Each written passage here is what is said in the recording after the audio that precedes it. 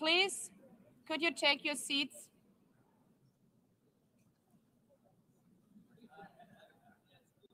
Let me begin with two words we have not been able to say often enough in this hall. Madam President.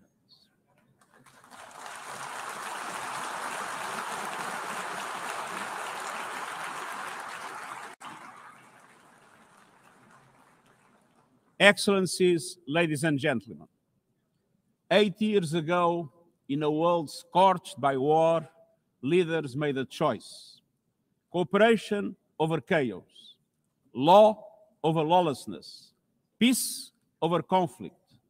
And that choice gave birth to the United Nations, not as a dream for perfection, but as a practical strategy for the survival of humanity.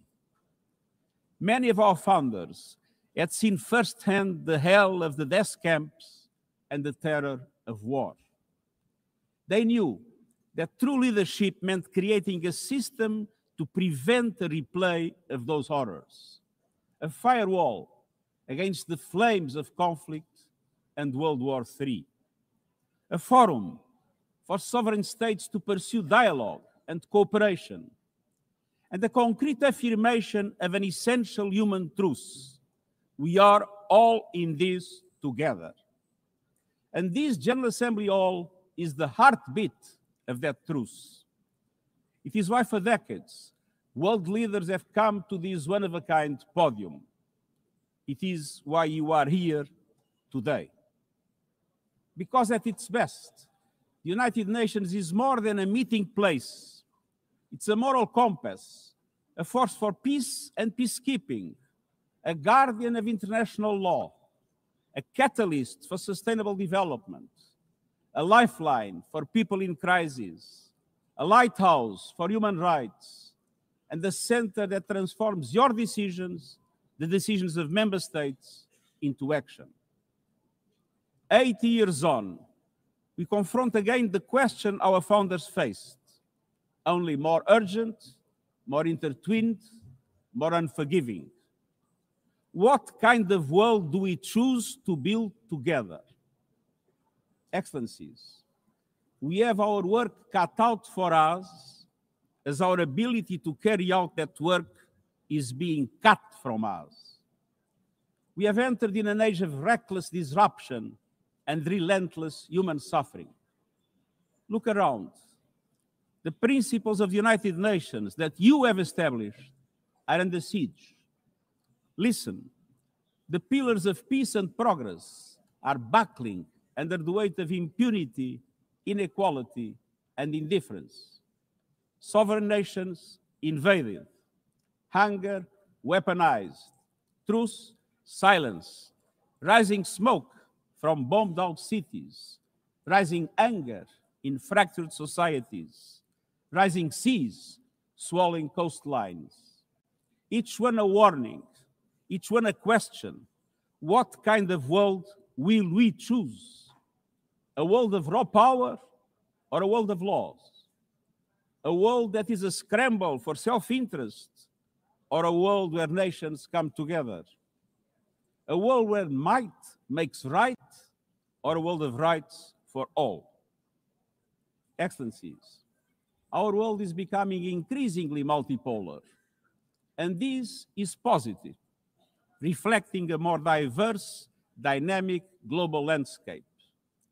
But multipolarity without effective multilateral institutions can court chaos, as Europe has learned the hard way, resulting in World War I. It was multipolar, but there was no multilateral institutions. So let's be clear. International cooperation is not naivete. It is hard-headed pragmatism. In a world where there's leap borders, isolation is an illusion. No country can stop a pandemic alone. No army can halt rising temperatures. No algorithm can rebuild trust once it is broken. These are global stress tests of our system, our solidarity, and our resolve.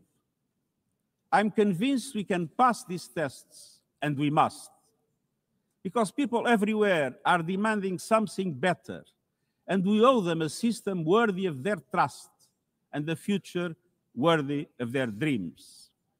And so we must make the choice, an active choice, to reaffirm the imperative of international law, to reassert the centrality of multilateralism, to reinforce justice and human rights, and to recommit to the principles that gave rise to our organization and to the promise contained in its first words, we the peoples.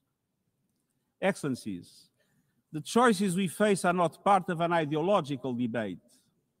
They are a matter of life and death for millions. As I scan the global landscape, we must make 5 critical choices. First, we must choose peace rooted in international law. Peace is our first obligation. Yet today, wars rage with a barbarity we vowed never to allow. Too often, the Charter is brandished when convenient and trampled when not. But the Charter is not optional. It is our foundation. And when the foundation cracks, everything built upon fractures. Around the world, we see countries acting as if the rules don't apply to them. We see humans treated as less than human, and we must call it out. Impunity is the mother of chaos, and it has spawned some of the most atrocious conflicts of our times. In Sudan, civilians are being slaughtered, starved, and silenced. Women and girls face unspeakable violence. There is no military solution. I urge all parties, including those in this hall, end the external support that is fueling this bloodshed. Push to protect civilians, because the Sudanese people deserve peace, dignity, and hope. In Ukraine, relentless violence continues to kill civilians, destroy civilian infrastructure, and threaten global peace and security. I commend recent diplomatic efforts by the United States and others. We must work for a full ceasefire and a just, lasting peace in accordance with the Charter, UN resolutions, and international law. In Gaza, the horrors are approaching a third monstrous year. They are the result of decisions that defy basic humanity. The scale of death and destruction are beyond any other conflict in my years as Secretary General.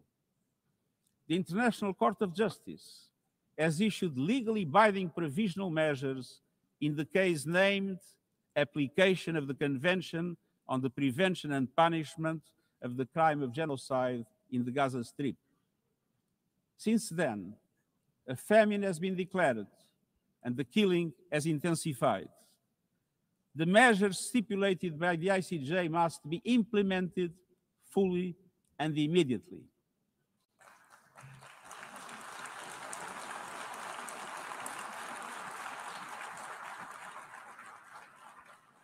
Nothing can justify the horrific Hamas terror attacks of October 7 and the taking of hostages, both of which I have repeatedly condemned.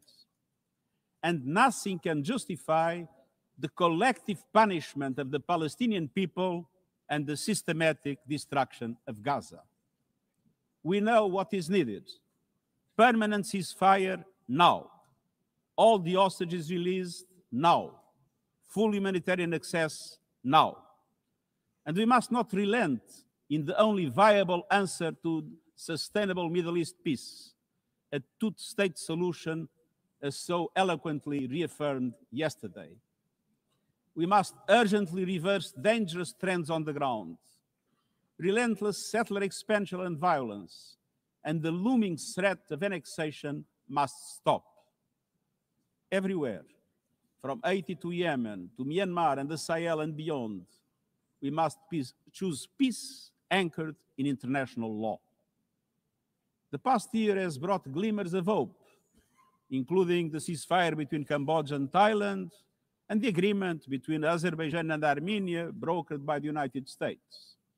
but far too many crises continue unchecked. Impunity prevails, lawlessness is a contagion, it invites mayhem, accelerates terror, and risks a nuclear free-for-all. When accountability shrinks, graveyards grow. When UN staff and facilities are attacked, violating legal obligations, so too is the core of our ability to serve and deliver. The Security Council must live up to its responsibilities. It must be more representative, more transparent, and more effective. And beyond crisis response, we must tackle the injustices that ignite conflict, exclusion, inequality, impunity, and corruption. The surest way to silence the guns is to raise the volume for justice. Real security is born of fairness and opportunity for all.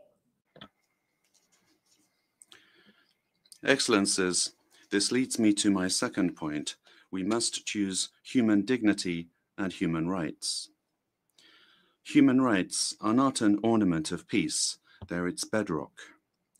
Human rights, economic, social, cultural, political, and civil, are universal, indivisible, and interdependent. Choosing rights means more than words. It means choosing justice over silence.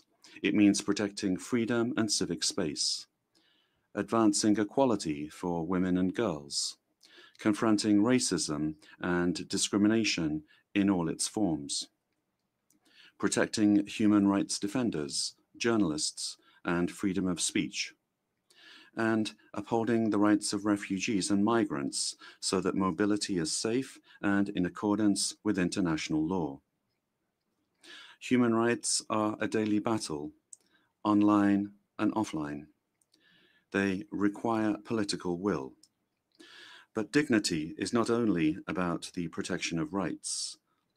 It is about rights fulfilled through inclusive and resilient development. Rights that put an end to poverty and hunger. Rights that open doors to education, health, and opportunity. The Sustainable Development Goals are our shared roadmap for achieving these rights. But in order to make progress down this road, we need fuel. And that fuel is finance. We've seen what development done right can deliver. In the past decade, millions more have gained access to electricity, clean cooking solutions, and to the internet. Child marriage is in retreat. Women's representation is growing, but cuts to aid are wreaking havoc. They are a death sentence for many. For so many more, a stolen future. This is the great paradox of our time. We have the solutions, but we are siphoning off the fuel that would make it possible to make progress. To choose dignity, we must choose financial justice and solidarity. We need to reform the international financial architecture so that it drives development for all. With bigger and bolder multilateral development banks, lending more, and mobilizing more private capital for developing countries, with faster and fairer debt relief mechanisms, helping every country in crisis, including middle-income countries. Protecting natural resources by tackling illicit financial flows and abusive tax practices that rob societies of their future. And global financial institutions that represent today's world, with far greater participation of developing countries in terms of their composition and their decision-making. So let us choose a global economy that works for everyone, men and women. Let us choose human rights and dignity. And let us equip ourselves with the means to ensure a transition for people and the planet. Excellencies, this brings me to the third choice. We must choose climate justice. The climate crisis is accelerating, but so are the solutions. The clean energy future is no longer a distant promise. It's already here. No government, industry, or special interest can stop it. But some are trying, hurting economies, locking in higher prices, and squandering a historic opportunity. Fossil fuels are a losing bet. Last year, almost all new power capacity came from renewables, and the investment is surging. Renewables are the cheapest and fastest source of new power. They create jobs, drive growth, shield economies from volatile oil and gas markets, connect the unconnected, and can free us from the tyranny of fossil fuels. But not at today's pace. Clean energy investment remains uneven. 21st century grids and storage are not rolling out fast enough. And public subsidies, taking from taxpayer money, still flow to fossil fuels over clean energy by a factor of 9 to 1. Meanwhile, emissions, temperatures, and disasters keep rising. And those least responsible suffer the most. Science says limiting global temperature rise to 1.5 degrees by the end of this century is still possible, but the window is closing. The International Court of Justice has affirmed the legal obligation of states. We must step up action and ambition, especially through strengthened national climate plans. Tomorrow, I will welcome leaders to announce new targets. The G20, the biggest emitters, must lead, guided by common but differentiated responsibilities. But all countries must step up and do more as we head to the UN Climate Conference in Brazil. By accelerating action in energy, forests, methane, and industrial decarbonization. By defining a credible roadmap to mobilize $1.3 trillion annually in climate finance by 2035 for developing countries. By supporting just transitions, by doubling finance for adaptation to at least $40 billion this year, and rapidly deploying proven tools to unlock billions more in concessional finance. And by capitalizing the Loss and Damage Fund with significant contributions. All of these requires government, international financial institutions, philanthropies, civil society, and the private sector to work together, to provide fiscal space to developing countries and unlock new innovative sources of finance at scale, including solidarity levies on high-emitting sectors and debt swaps. We have the solutions and tools, but we must choose climate justice and climate action. First, we must choose to put technology at the service of humanity. Artificial intelligence is rewriting human existence in real time, transforming how we learn, work, communicate, and what we can trust. And the question is not how to stop it, but how to steer it for the greater good. Technology must be our servant, not our master. It must promote human rights, human dignity, and human agency. Yet today, AI's advancement in outpacing regulation and responsibility and is concentrated in a few hands. And the risks are expanding to new frontiers, from biotech to autonomous weapons. We are witnessing the rise of tools for mass surveillance, mass social control, mass disruption, and even mass destruction.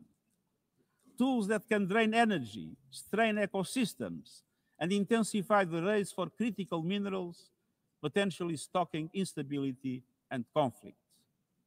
Yet, these technologies remain largely ungoverned. We need universal guardrails and common standards across platforms. No company should be above the law. No machines should decide who lives or dies. No system should be deployed without transparency, safety, and accountability. Last month, this Assembly took a historic step, establishing an independent international scientific panel on AI and an annual global dialogue on AI governance. Two new pillars of a shared architecture, connecting science with policy to bring clarity and foresight, enabling innovation to flourish while advancing our values and our rights, and ensuring governments, companies, and civil society can help shape common norms. We must build on these mechanisms and close the capacity gaps. All countries must be able to design and develop AI, not just to consume it. I have proposed voluntary financing options to build AI computing power, data, and skills in developing nations. No country should be locked out of the digital future or locked into systems it cannot shape or trust. And governments must lead with vision, and companies must act with responsibility. And we, the international community, must ensure that technology lifts up humanity. So let us choose cooperation over fragmentation, ethics over expediency, and transparency over opacity. Technology will not wait for us, but we can still choose what it serves. So let us choose wisely.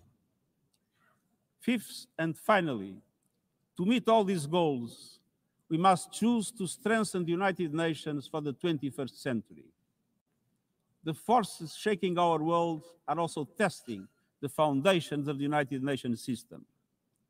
We are being hit by rising geopolitical tensions and divisions, chronic uncertainty, and mounting financial strain. But those who depend on the United Nations must not be made to bear the cost, especially now, when for every dollar invested to support our core work to build peace, the world spends $750 on weapons of war. This is not only unsustainable, it is indefensible. In this moment of crisis, the United Nations has never been more essential. The world needs our unique legitimacy, our convening power, our vision to unite nations, to bridge divides and confront the challenges before us. The Pact for the Future has shown your determination to build a United Nations that is stronger, more inclusive, and more effective. That is the logic and the urgency of our UN80 initiative. We are moving swiftly and decisively. I put forward concrete proposals, a revised budget for 2026 that strengthens accountability, improves delivery, and cuts costs. Practical reforms to implement mandates more effectively and efficiently with greater impact. And ideas to spark a paradigm shift in the structure of the UN and how its parts work together. Most of these decisions rest with you, the member states, and we will move forward in full respect of the established procedures.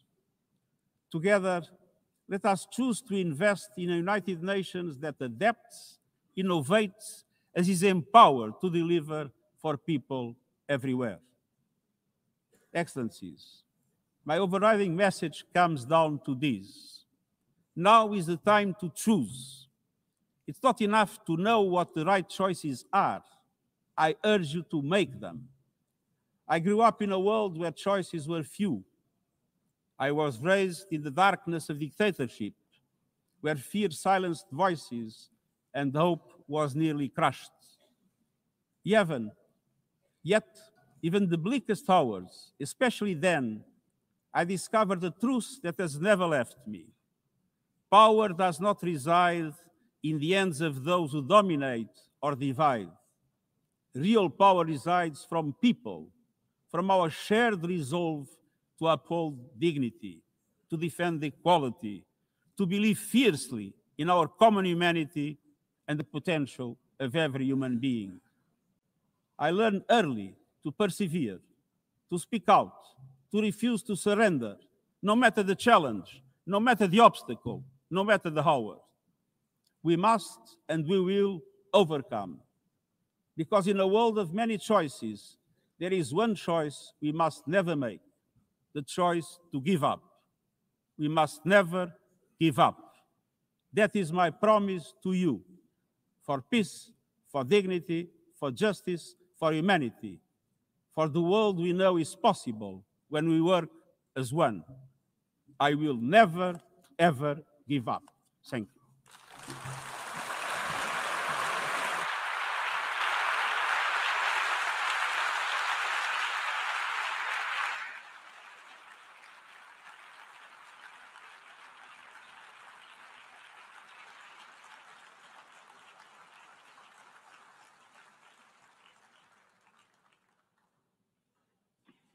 I thank the Secretary General.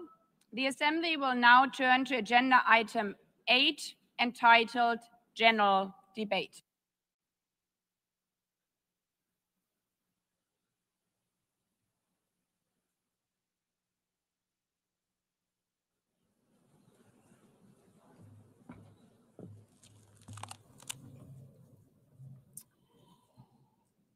"80 years, longer than the average human life. This anniversary of the United Nations should have been a moment of celebration. But this is not an ordinary year. Just look at the state of our world, as the Secretary General described. Thousands of orphans in Gaza are wandering around the rubble, eating sand, drinking contaminated water. 90-year-old women in Ukraine are hiding from drones, trapped in their homes instead of living their final years in peace. Children in Haiti, too afraid to walk to school, afraid they might be gunned down by gangs like their friends. And for every conflict and tragedy that seizes the headlines, there are so many more that are forgotten, lost to the news cycle. Like women in Democratic Republic of the Congo, shielding their daughters from armed groups, fearful they might be raped. And Rohingya children, spending their whole childhood in tattered tents, unable to remember what their home looks like. Faced with these realities, now is not the time to celebrate, but to ask ourselves, where is the United Nations? Distinguished heads of state and government, Mr. Secretary General, Excellencies, ladies and gentlemen, people out there in the world watching us. Clearly, we have to do better. But what we should not let cynics allow to weaponize these failures, to argue that our institution is a waste of money, outdated, irrelevant. When the principles of the Charter are ignored, is it the UN that has failed? When tanks rolled into Ukraine, was it because Article 2 of the Charter is not clear enough about sovereignty and territorial integrity? When civilians, children, are killed in Gaza, is it humanitarian law at fault for failing to protect them? It's not the Charter which fails. It's not the UN as an institution which fails. The Charter, our Charter, is only as strong as member states' willingness to uphold it, and their willingness to hold to account those who violate it. Excellencies, yes, our world is in pain. Yes, we have failures. But imagine how much worse would it be without the United Nations? Would a single person be better off without it? Without UNICEF, 26 million children would not have received an education. Without the World Food Programme, nearly 125 million people would have lacked life-saving food assistance. Without the World Health Organization, over 1 billion vaccines would not have been supplied. Sometimes we could have done more, but we cannot let this dishearten us. If we stop doing the right thing, evil would prevail. This 80th session is not about big celebrations. It's about finding the resolve not to give up, the resolve to be better together, just as our predecessors did 8 decades ago. This institution was born in a world on fire and desperate for reprieve. 750 million, nearly a third of humanity back then, still under colonial rule. 2 world wars in a generation, 70 million dead. The horrors of the Holocaust revealed to our collective shame. This was a generation that knew almost nothing but suffering and despair.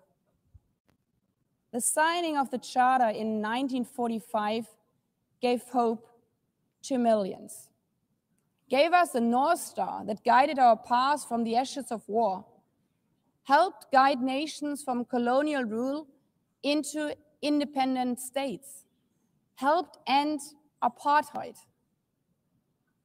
Across the decades, the United Nations has been a compass pointing toward peace, humanity, and justice. We have not always succeeded, but the story of this institution is not a story of easy victories. It's a story of falling and rising, of pulling ourselves and each other back up and trying harder. We gather here for the 80th time, not for empty celebration, not out of ritual, not to hear our own voices. We gather to prove that this institution matters, and that through this institution, every nation represented here, no matter how big or small, can summon again the strength and unity first shown in San Francisco 80 years ago.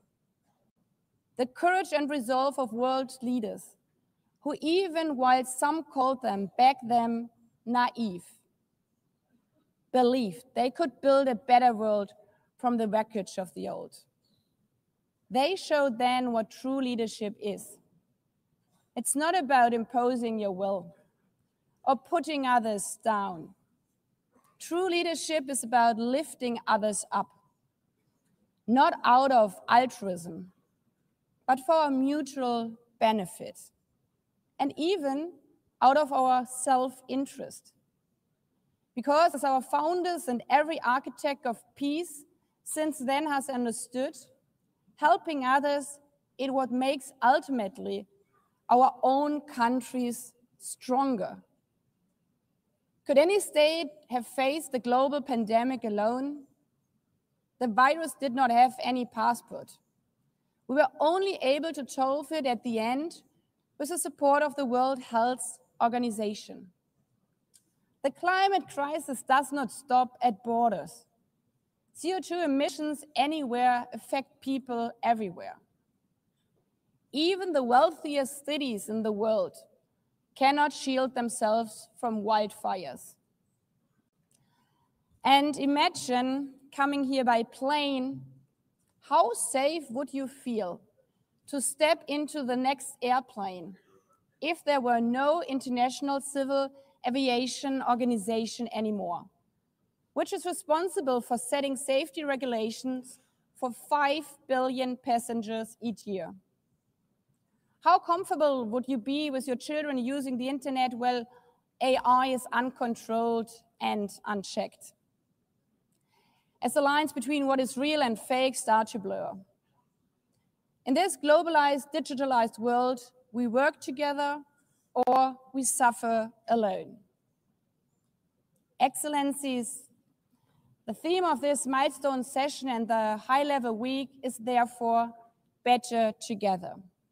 80 years and more for peace, development, and human rights. Will living up to that be easy? No. But this hall was not built for easy times. It was built to come together to confront the hardest topics. This session is a session where the high-level week is about resolving differences. We showed some of it yesterday already. But even the house of dialogue and diplomacy needs a renovation. That is why the UN80 initiative and the wider reform process are not luxuries, but necessities. We are literally now at a crossroads, a make it or break it moment, politically, financially. Therefore, we have to deliver a United Nations that is agile, cost-effective, and fit for purpose. Member states have to give the Secretary General and this process their full support, because reform cannot stop in New York. It must carry through to every capital. That includes delivering the Pact for the Future and accelerating progress on the Sustainable Development Goals. Again, this is not about charity. It's about addressing the core purposes of this institution, about strengthening our foundations across all three pillars: peace and security, human rights, and sustainable development. They are inseparable. Leaving hundreds of millions trapped in extreme poverty, vulnerable to crisis, and denied their human rights is not only a moral failure, it's a recipe for global unrest, terrorism, and a tragic waste of humanity's greatest resource, its people. Put it simply, without the SDGs, there cannot be lasting peace. Excellencies, our future as an institution will also be shaped by the selection of the next Secretary General. And here we must pause and reflect. In nearly 80 years, this organization has never chosen a woman for that role. One might wonder how out of 4 billion potential candidates, there could not be found a single one. Of course,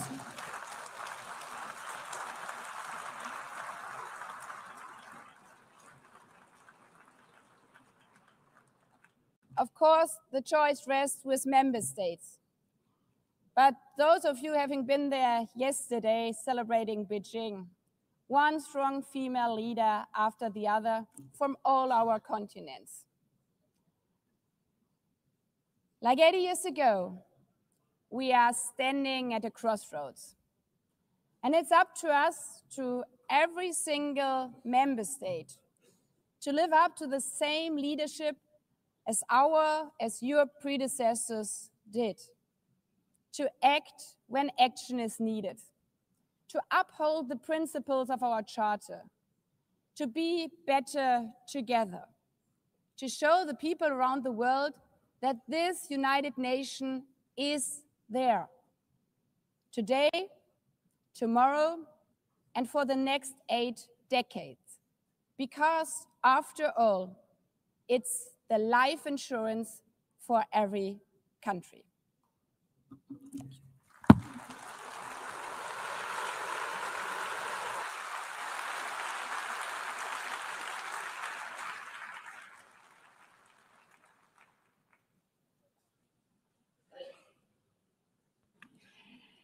Before giving the floor to the first speaker for this morning, I would like to remind member states that the list of speakers for the general debate has been established on the agreed basis that statements should be no longer than 15 minutes to enable all the speakers to be heard at a given meeting. Within this time frame, I would like to appeal to speakers to deliver their statements at a reasonable pace so that interpretation into the other official languages may be provided properly. I would also like to draw your attention to the decision taken by the Assembly at previous sessions, namely that the practice of expressing congratulations inside the Assembly Hall after speech has been delivered is strongly discouraged. After delivering their statements from the rostrum, speakers are invited to exit the hall through room JA200, located behind the podium, before returning to their seats. May I take it that the Assembly agrees to proceed in this manner? It's so decided. Finally, I should like to draw the attention of member states that during the general debate, official photographers are in the room and will take official photographs of all speakers by the Department of Global Communications. Members interested in obtaining these photographs are requested to contact the Photo Library of the United Nations.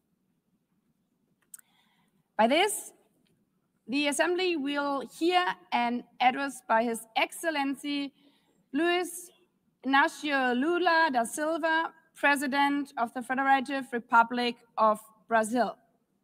I request the protocol to escort His Excellency and invite him to address the Assembly.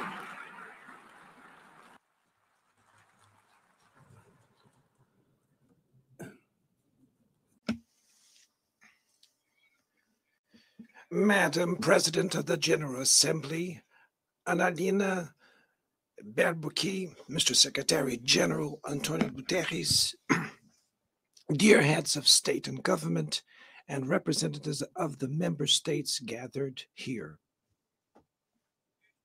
This should be a time to celebrate the United Nations. Created at the end of the war, the UN symbolizes the highest expression of the aspiration for peace and prosperity.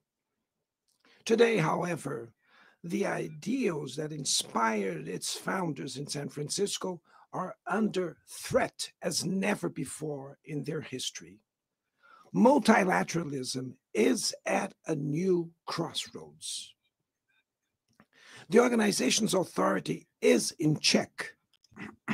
We are witnessing the consolidation of an international order marked by repeated concessions to power play, attacks on sovereignty, arbitrary sanctions, and unilateral interventions are becoming the rule.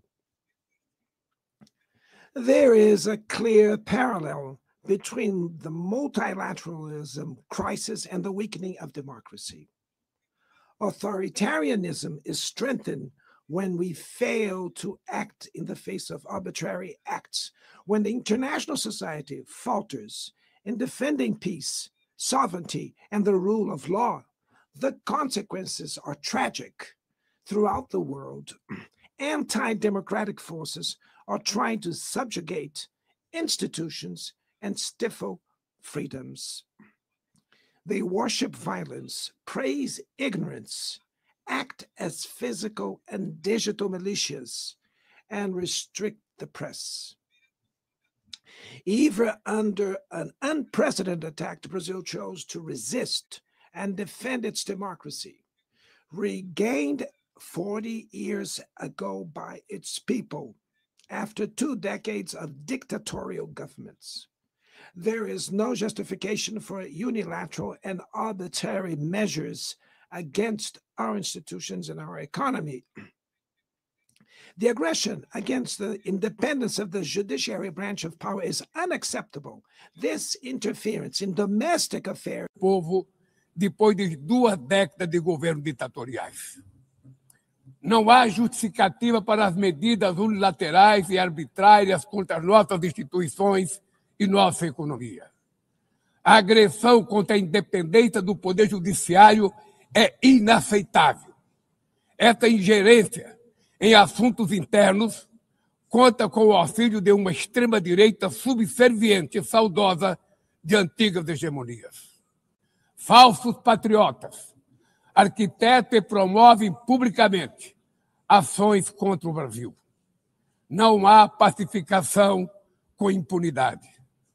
Há poucos dias, e pela primeira vez em 525 anos de nossa história, um ex-chefe de Estado foi condenado por atentar contra o Estado democrático de direito.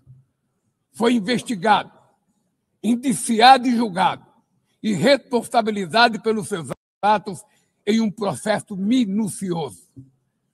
Teve amplo direito de defesa, prerrogativa que as ditaduras negam às suas vítimas.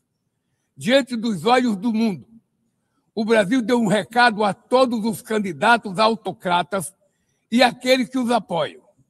Nossa democracia e nossa soberania são inegociáveis. Seguiremos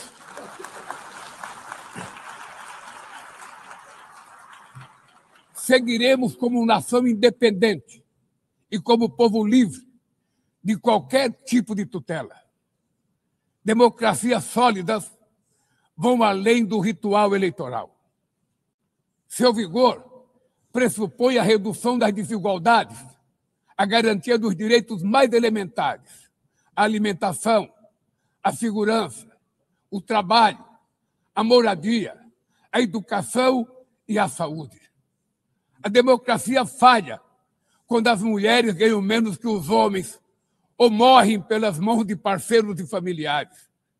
Ela perde quando fecha suas portas e culpa migrantes pelas mazelas do mundo. A pobreza é tão inimiga da democracia quanto o extremismo. Por isso, foi com orgulho que recebemos da FAO a confirmação de que o Brasil voltou a sair do mapa da fome este ano de 2025.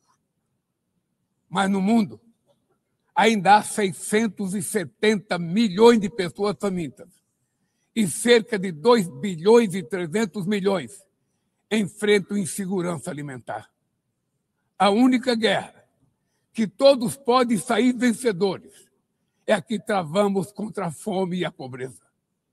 Esse é o objetivo da Aliança Global que lançamos no G20 e que já conta com o apoio de 103 países. A comunidade internacional precisa rever suas prioridades, reduzir os gastos com guerras e aumentar a ajuda ao desenvolvimento, aliviar o serviço da dívida externa dos países mais pobres, sobretudo os africanos, e definir padrões mínimos de tributação global para que os super ricos paguem mais impostos que os trabalhadores. A democracia também se mede pela capacidade de proteger as famílias e a infância.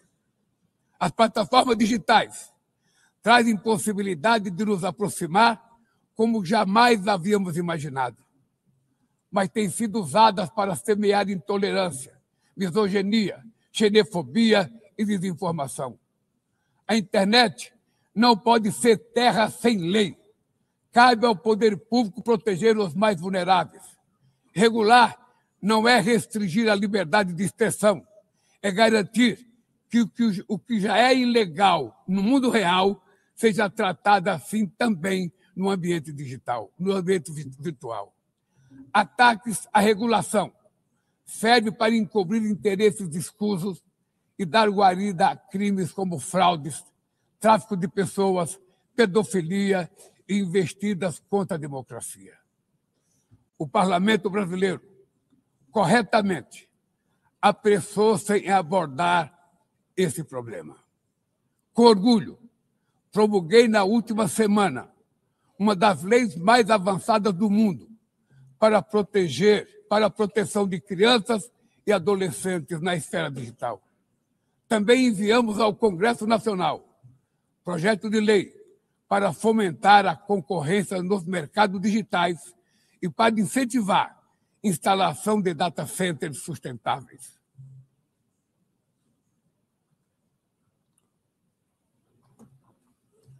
Para mitigar os riscos da inteligência artificial, apostamos na construção de uma governança multilateral, em linha com o Pacto Digital Global aprovado neste plenário o ano passado. Senhoras e senhores, na América Latina e Caribe, vivemos um momento de crescente polarização e instabilidade.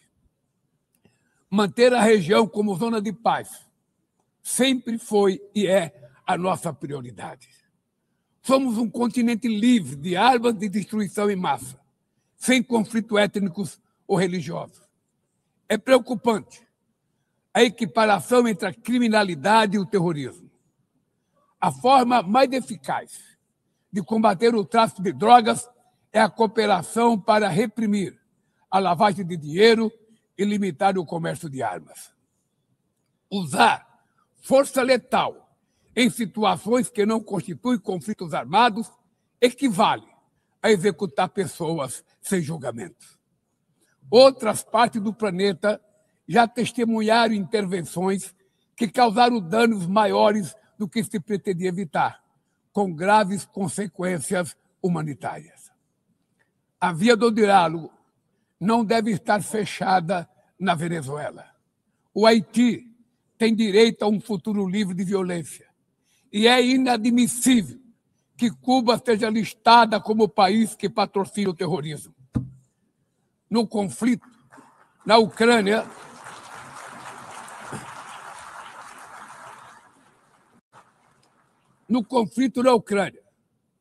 todos já sabemos que não haverá solução militar. O recente encontro no Alasca despertou a esperança de uma saída negociada. É preciso pavimentar caminhos para uma solução realista. Isso implica levar em conta as legítimas preocupações de segurança de todas as partes. A iniciativa africana e o grupo de amigos da paz, criado por China e Brasil, podem contribuir para promover o diálogo. Nenhuma situação é mais emblemática do que o uso desproporcional e ilegal da força do que a da Palestina. Os atentados terroristas perpetrados pelo Hamas são indefensáveis sob qualquer ângulo, mas nada, absolutamente nada, justifica o genocídio em curso em Gaza. Ali, sob toneladas de escombros, estão enterradas dezenas de milhares de mulheres e crianças inocentes. Ali também estão sepultados o direito internacional humanitário e o mito da superioridade ética do Ocidente. Esse massacre não aconteceria sem a cumplicidade dos que poderiam evitá-lo. Em Gaza, fome é usado como arma de guerra e o deslocamento forçado de populações é praticado impunemente. Quero expressar minha admiração aos judeus que, dentro e fora de Israel, se opõem a esta punição coletiva. O povo palestino corre o risco de desaparecer. Só sobreviverá como um Estado independente integrado à comunidade internacional. Esta é a solução defendida por mais de 150 membros da ONU e afirmada ontem aqui, nesse mesmo plenário, mas obstruída por um único veto.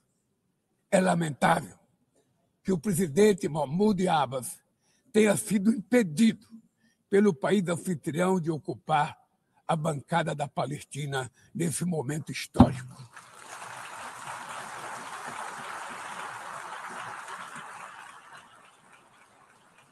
O alastramento desse conflito para o Líbano, para a Síria e o Irã e o Catar fomenta a escalada armamentista sem precedentes. Senhoras presidentas, bombas e armas nucleares não vão nos proteger da crise climática. O ano de 2024 foi o mais quente já registrado. A COP30 em Belém, no Brasil, será a COP da verdade. Será o momento de os líderes mundiais provarem a seriedade de seu compromisso com Big dreams start small. At GoDaddy, we help you take that.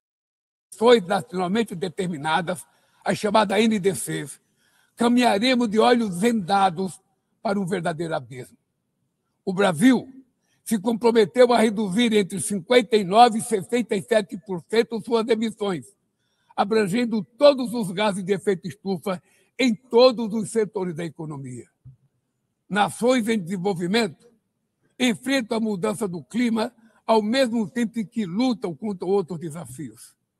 Enquanto isso, países ricos usufruem de padrão de vida obtido às custas de 200 anos de emissões de gases. Exigir maior ambição e maior acesso a recursos e tecnologias não é uma questão de caridade, é apenas uma questão de justiça. A corrida por minerais críticos essenciais para a transição energética não pode reproduzir a lógica predatória que marcou os últimos séculos. Em Belém, o mundo vai conhecer a realidade da Amazônia. O Brasil já reduziu pela metade o desmatamento na região nos 2 últimos anos. Erradicá-lo requer garantia, condições dignas de vida para seus milhões de habitantes. Fomentar o desenvolvimento sustentável é o objetivo do Fundo Florestas Tropicais para Sempre, que o Brasil pretende lançar para remunerar os países que mantêm suas florestas em pé. É chegado o momento de passar da fase da negociação para a etapa da implementação. O mundo deve muito ao regime criado pela Convenção do Clima, mas é necessário trazer o combate à mudança do clima para o coração da ONU, para que ela tenha a atenção que merece. Um conselho vinculado à Assembleia Geral, com força e legitimidade para monitorar compromissos, dará coerência à ação climática. Trata-se de um passo fundamental na direção de uma reforma mais abrangente da organização, que contemple também um Conselho de Segurança ampliado nas 2 categorias de seus membros. Poucas áreas retrocederam tanto como o sistema multilateral de comércio.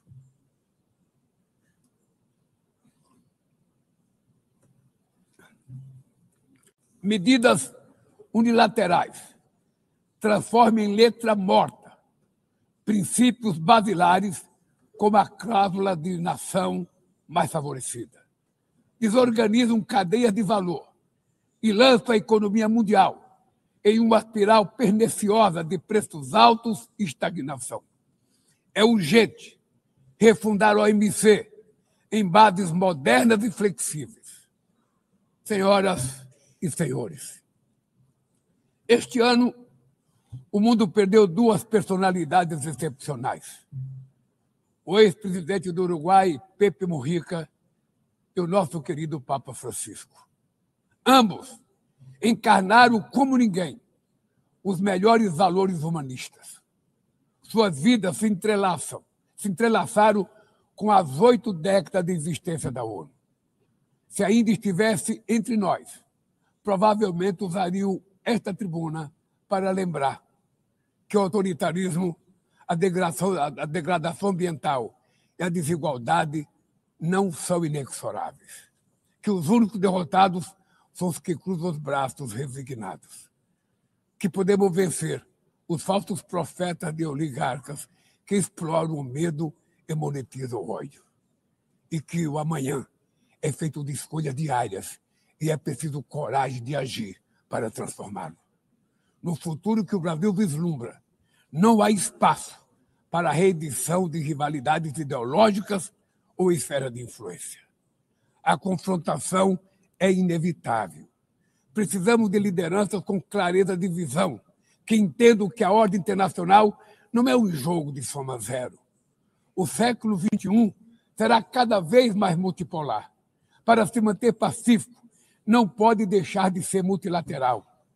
O Brasil confere crescente importância à União Europeia, à União Africana, à ASEAN, à CELAC, aos BRICS e ao G20.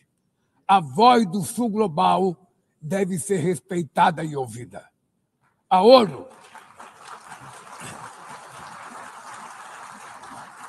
A ONU tem hoje quase 4 vezes mais membros do que os 51 que estiveram na sua fundação.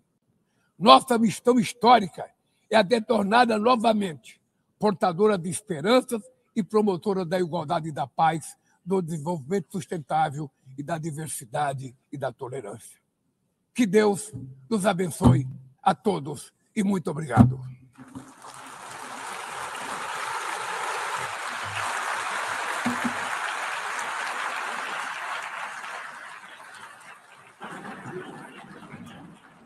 On behalf of the Assembly, I wish to thank the President of the Federative Republic of Brazil. Tá aí, Christian. Terminado o discurso.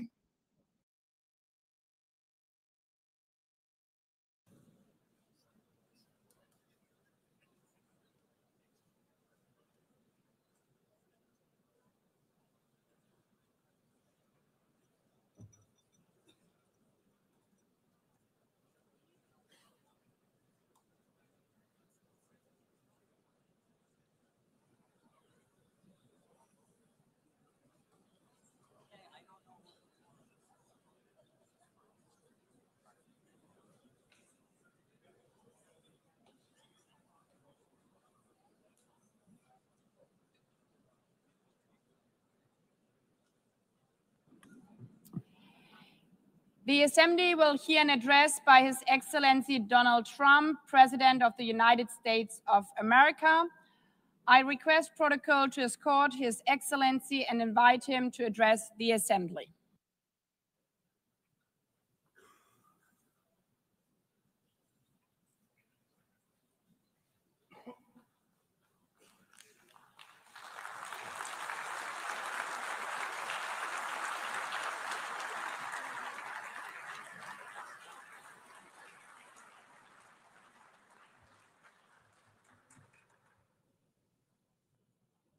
Thank you very much. Very much appreciated.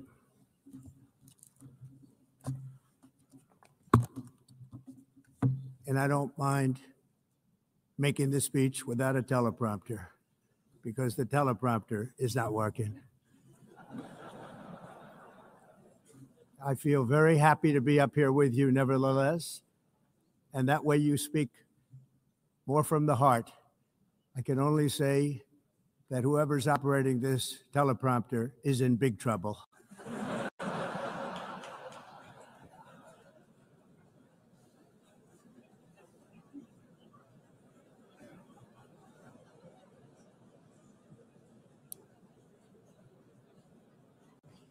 Hello, Madam First Lady.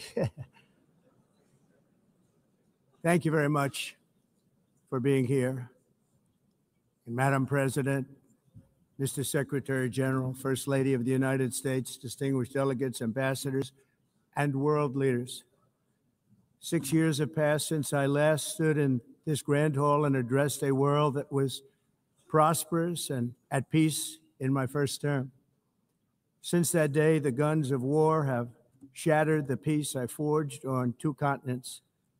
An era of calm and stability gave way to one of the great crises of our time.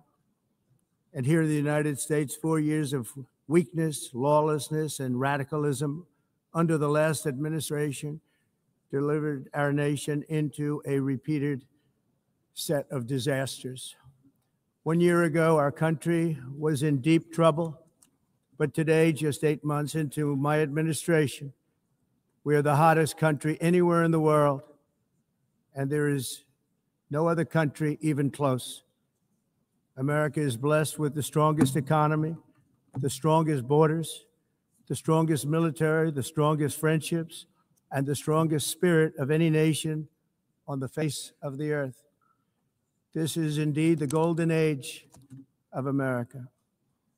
We are rapidly reversing the economic calamity we inherited from the previous administration, including ruinous price increases and record-setting inflation like we've never had before. Under my leadership, energy costs are down, gasoline prices are down, grocery prices are down, mortgage rates are down, and inflation has been defeated The only thing that's up is the stock market, which just hit a record high. In fact, it hit a record high 48 times in the last short period of time. Growth is surging, manufacturing is booming. The stock market, as I said, is doing better than it's ever done. And all of you in this room benefit by that, almost everybody. And importantly, workers' wages are rising at the fastest pace in more than 60 years. And that's what it's all about, isn't it? In 4 years of President Biden, we had less than $1 trillion of new investment into the United States. In just 8 months since I took office, we have secured commitments and money already paid for $17 trillion. Think of it, 4 years, less than $1 trillion, 8 months, much more than $17 trillion is being invested in the United States, and it's now pouring in from all parts of the world. We've implemented the largest tax cuts in American history and the largest regulation cuts in American history, making this once and again the best country on earth to do business. And many of the people in this room are investing in America, and it's turned out to be an awfully good investment during this 8-month period. In my first term, I built the greatest economy in the history of the world. We had the best economy ever, history of the world. And I'm doing the same thing again, but this time it's actually much bigger and even better. The numbers far surpass my record-setting first term. On our southern border, we have successfully repelled a colossal invasion. And for the last 4 months, and that's 4 months in a row, the number of illegal aliens admitted and entering our country has been 0. Hard to believe, because if you look back just a year ago, it was millions and millions of people pouring in from all over the world, from prisons, from mental institutions, drug dealers. All over the world they came. They just poured into our country with the ridiculous open border policy of the Biden administration. Our message is very simple. If you come illegally into the United States, you're going to jail, or you're going back to where you came from, or perhaps even further than that. You know what that means. I want to thank the country of El Salvador for the successful and professional job they've done in receiving and jailing so many criminals that entered our country. And it was under the previous administration that the number became record-setting, and they're all being taken out. We have no choice. And other countries have no choice, because other countries are in the exact same situation with immigration. It's destroying your country, and you have to do something about it. On the world stage, America is respected again like it has never been respected before. You think about 2 years ago, 3 years ago, 4 years ago, or 1 year ago, we were a laughingstock all over the world. At the NATO summit in June, virtually all NATO members formally committed to increase defense spending at my request from 2% to 5% of GDP, making our alliance far stronger and more powerful than it was ever before. In May, I traveled to the Middle East to visit my friends and rebuild our partnerships in the Gulf and those valued relationships with Saudi Arabia, Qatar, and the UAE, and other countries are now, I believe, closer than ever before. My administration has negotiated one historic trade deal after another, including with the United Kingdom, the European Union, Japan, South Korea, Vietnam, Indonesia, the Philippines, Malaysia, and many, many others. Likewise, in a period of just 7 months, I have ended 7 unendable wars. They said they were unendable. You're never going to get them solved. Some were going for 31 years, 2 of them, 31, think of it, 31 years. One was 36 years. One was 28 years. I ended 7 wars. And in all cases, they were raging with countless thousands of people being killed. This includes Cambodia and Thailand, Kosovo and Serbia, the Congo and Rwanda, a vicious, violent war that was, Pakistan and India, Israel and Iran, Egypt and Ethiopia, and Armenia and Azerbaijan. It included all of them. No president or prime minister, and for that matter, no other country has ever done anything close to that. And I did it in just 7 months. It's never happened before. There's never been anything like that. I'm very honored to have done it. It's too bad that I had to do these things instead of the United Nations doing them. And sadly, in all cases, the United Nations did not even try to help in any of them. I ended 7 wars, dealt with the leaders of each and every one of these countries, and never even received a phone call from the United Nations offering to help in finalizing the deal.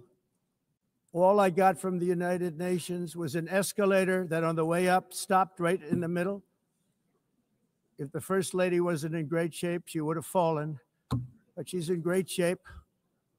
We're both in good shape. We both stood.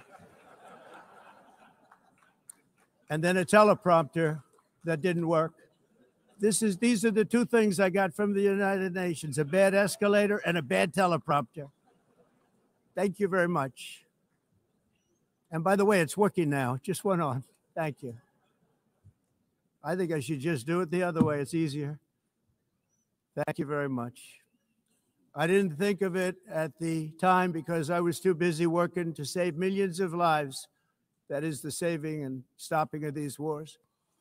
But later I realized that the United Nations wasn't there for us. They weren't there. I thought of it really after the fact, not during these negotiations, which were not easy. That being the case, what is the purpose of the United Nations? The UN has such tremendous potential. I've always said it. It has such tremendous, tremendous potential, but it's not even coming close to living up to that potential. For the most part, at least for now, all they seem to do is write a really strongly worded letter and then never follow that letter up. It's empty words, and empty words don't solve war. The only thing that solves war and wars is action. Now, after ending all of these wars and also earlier negotiating the Abraham Accords, which is a very big thing for which our country received no credit, never receives credit. Everyone says that I should get the Nobel Peace Prize for each one of these achievements. But for me, the real prize will be the sons and daughters who live to grow up with their mothers and fathers, because millions of people are no longer being killed in endless and unglorious wars. What I care about is not winning prizes, it's saving lives. We saved millions and millions of lives with the 7 wars. And we have others that we're working on, and you know that. Many years ago, a very successful real estate developer in New York, known as Donald J. Trump, I bid on the renovation and rebuilding of this very United Nations complex. I remember it so well. I said at the time that I would do it for $500 million, rebuilding everything. It would be beautiful. I used to talk about, I'm going to give you marble floors. They're going to give you terrazzo. I'm going to give you the best of everything. You're going to have mahogany walls. They're going to give you plastic.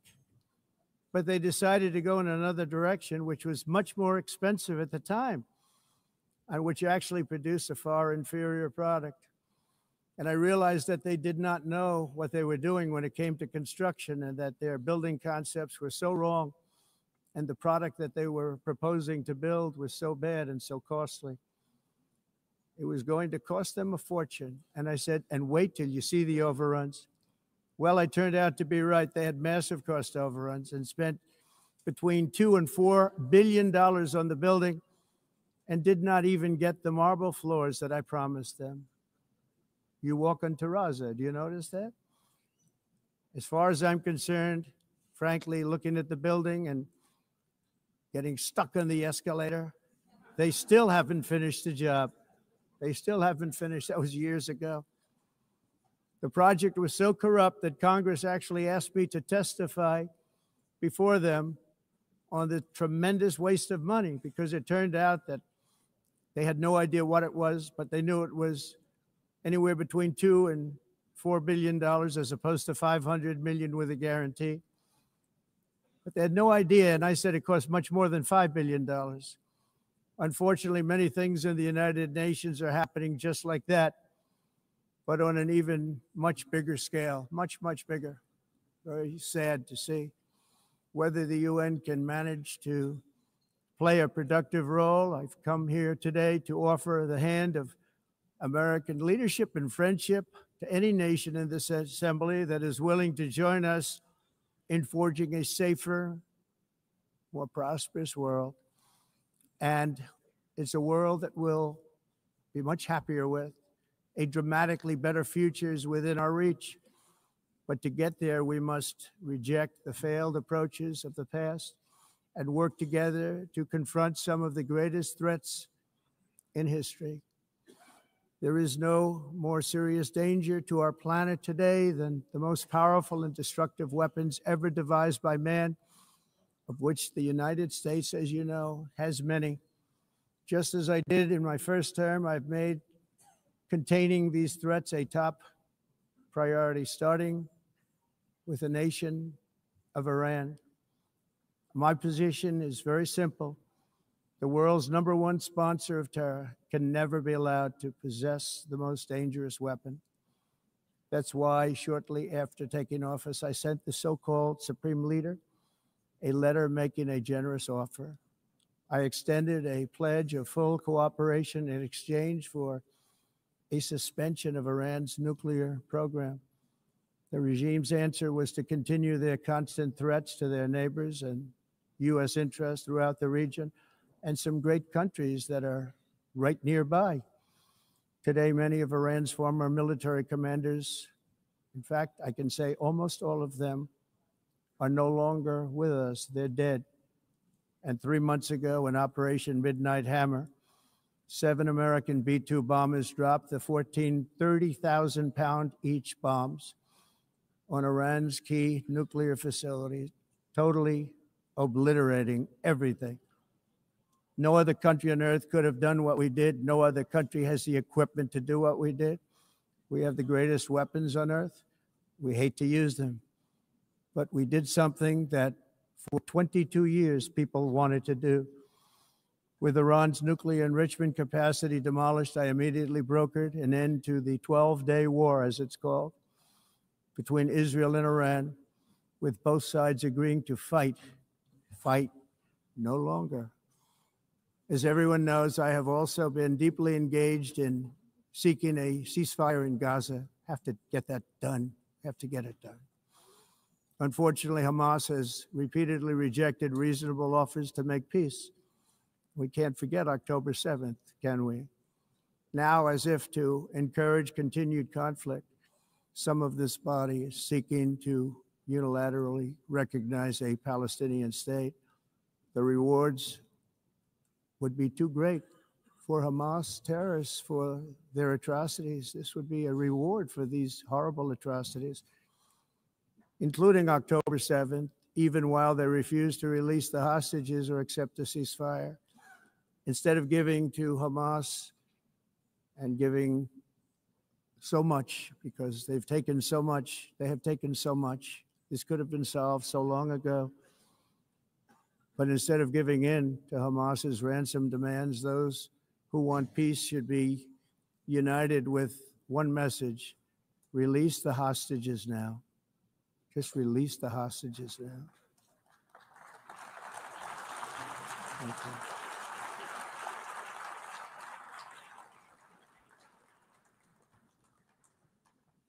Thank you. As we have got to come together, and we will come together, got to get it done. We have to stop the war in Gaza immediately. We have to stop it. We have to get it done. We have to negotiate, immediately have to negotiate peace. We got to get the hostages back. We want all 20 back. We don't want 2 and 4. As you know, I got, along with Steve Witkoff and others that helped us, Marco Rubio, we We got most of them back. We were involved in all of them. But I always said the last 20 are going to be the hardest, and that's exactly what happened. We have to get them back now. We don't want to get back 2, and then another 2, and then 1, and then 3. Have this process. No, we want them all back, and we want the actually 38 dead bodies back too. Those parents came to me, and they want them back, and they want them back very quickly and very badly, as though they were alive. They want them. They want them every bit as much as if their son or daughter were alive. I've also been working relentlessly, stopping the killing in Ukraine. I thought that would be, of the 7 wars that I stopped, I thought that would be the easiest because of my relationship with President Putin, which had always been a good one. I thought that was going to be the easiest one. But you know, in war, you never know what's going to happen. There are always lots of surprises, both good and bad. Everyone thought Russia would win this war in 3 days, but it didn't work out that way. It was supposed to be just a quick little skirmish. It's not making Russia look good. It's making them look bad. No matter what happens from here on out, this was something that should have taken a matter of days, certainly less than a week. And they've been fighting for 3.5 years and killing anywhere from 5,000 to 7,000 young soldiers, mostly soldiers, on both sides every single week, from 5,000 to 7,000 dead young people, and some in cities, much smaller numbers, where rockets are shot, where drones are dropped. This war would never have started if I were president. This was a war that should have never happened. It shows you what leadership is, what bad leadership can do to a country. Look what happened to the United States, and look where we are right now in just a short period of time. The only question now is how many more lives will be needlessly lost on both sides. China and India are the primary funders of the ongoing war by continuing to purchase Russian oil. But inexcusably, even NATO countries have not cut off much Russian energy and Russian energy products, which, as you know, I found out about 2 weeks ago, and I wasn't happy. Think of it. They're funding the war against themselves. Who the hell ever heard of that one? In the event that Russia is not ready to make a deal to end the war, then the United States is fully prepared to impose a very strong round of powerful tariffs, which would stop the bloodshed, I believe, very quickly. But for those tariffs to be effective, European nations, all of you are gathered here right now, would have to join us in adopting the exact same measures. I mean, you're much closer to this. We have an ocean in between. You're right there. And Europe has to step it up. They can't be doing what they're doing. They're buying oil and gas from Russia while they're fighting Russia. It's embarrassing to them. And it was very embarrassing to them when I found out about it, I can tell you that.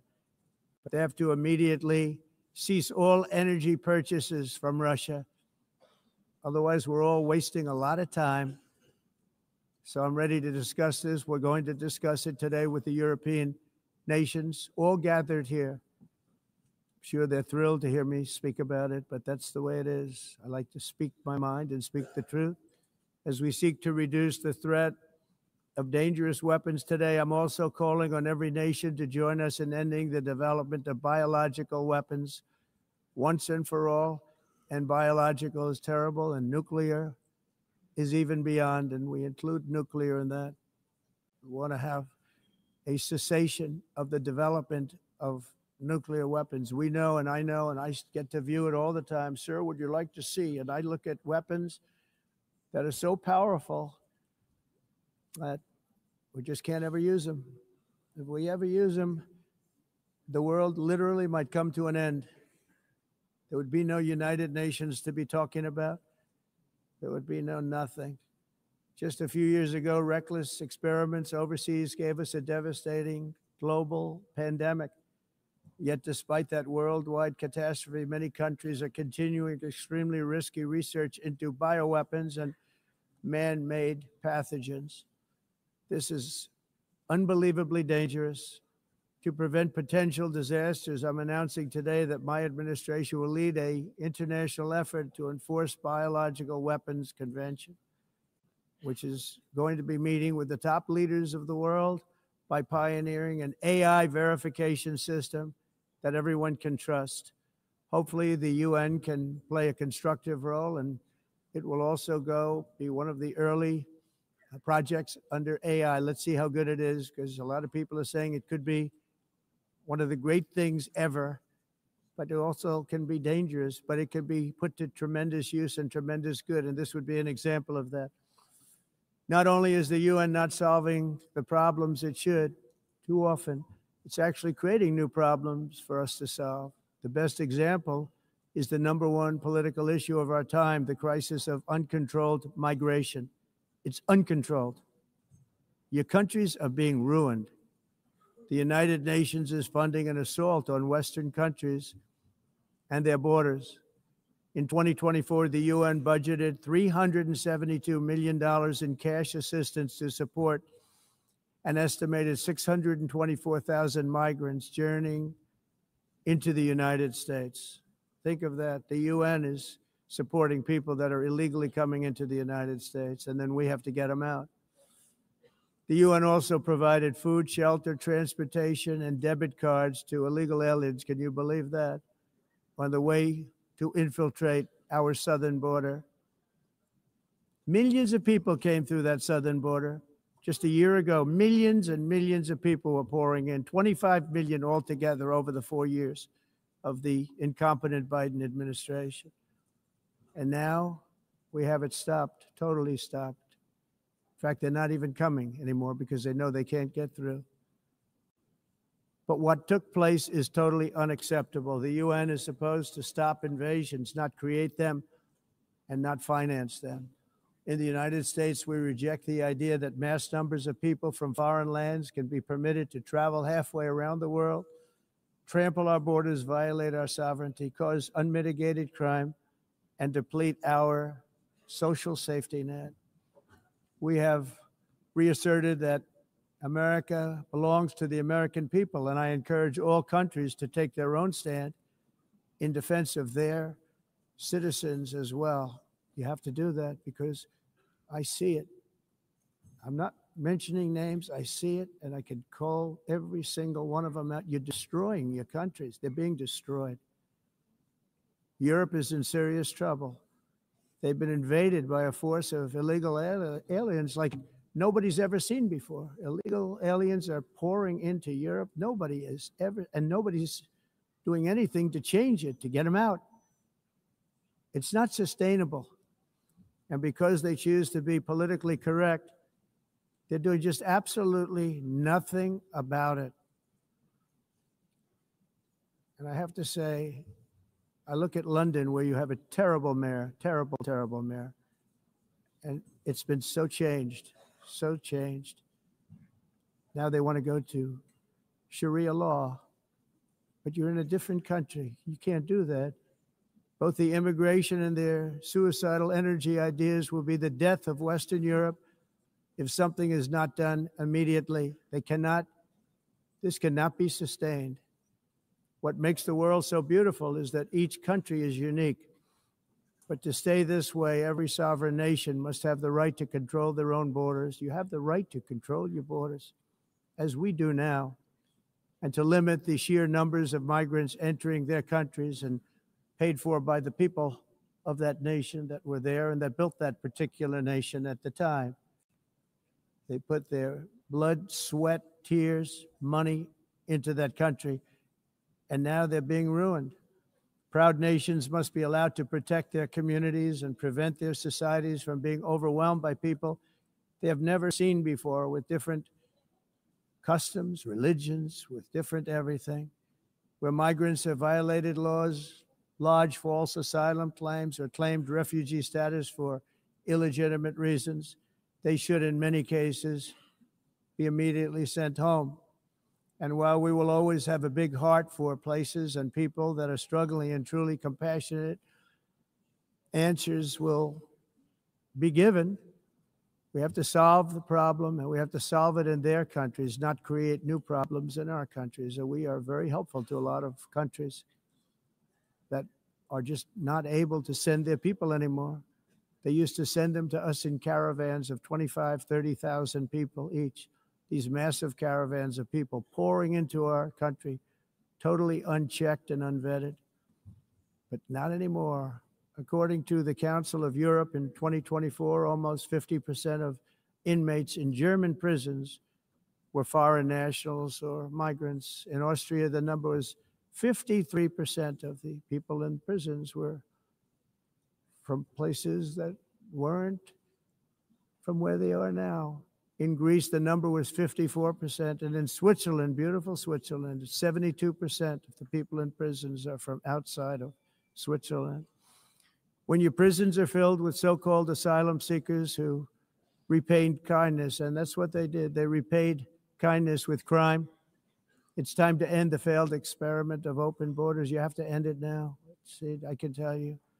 I'm really good at this stuff. Your countries are going to hell. In America, we've taken bold action to swiftly shut down uncontrolled migration. Once we started detaining and deporting everyone who crossed the border and removing illegal aliens from the United States, they simply stopped coming. They're not coming anymore. We're getting a lot of credit, but they're not coming anymore.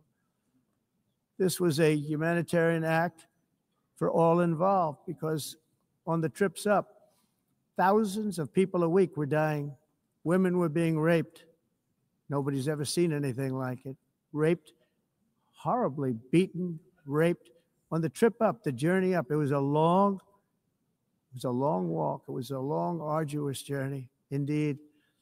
And it was also a historic victory against human trafficking throughout the region. What we did was a victory, and we saved so many lives of people that wouldn't make the journey. That journey was loaded up with death.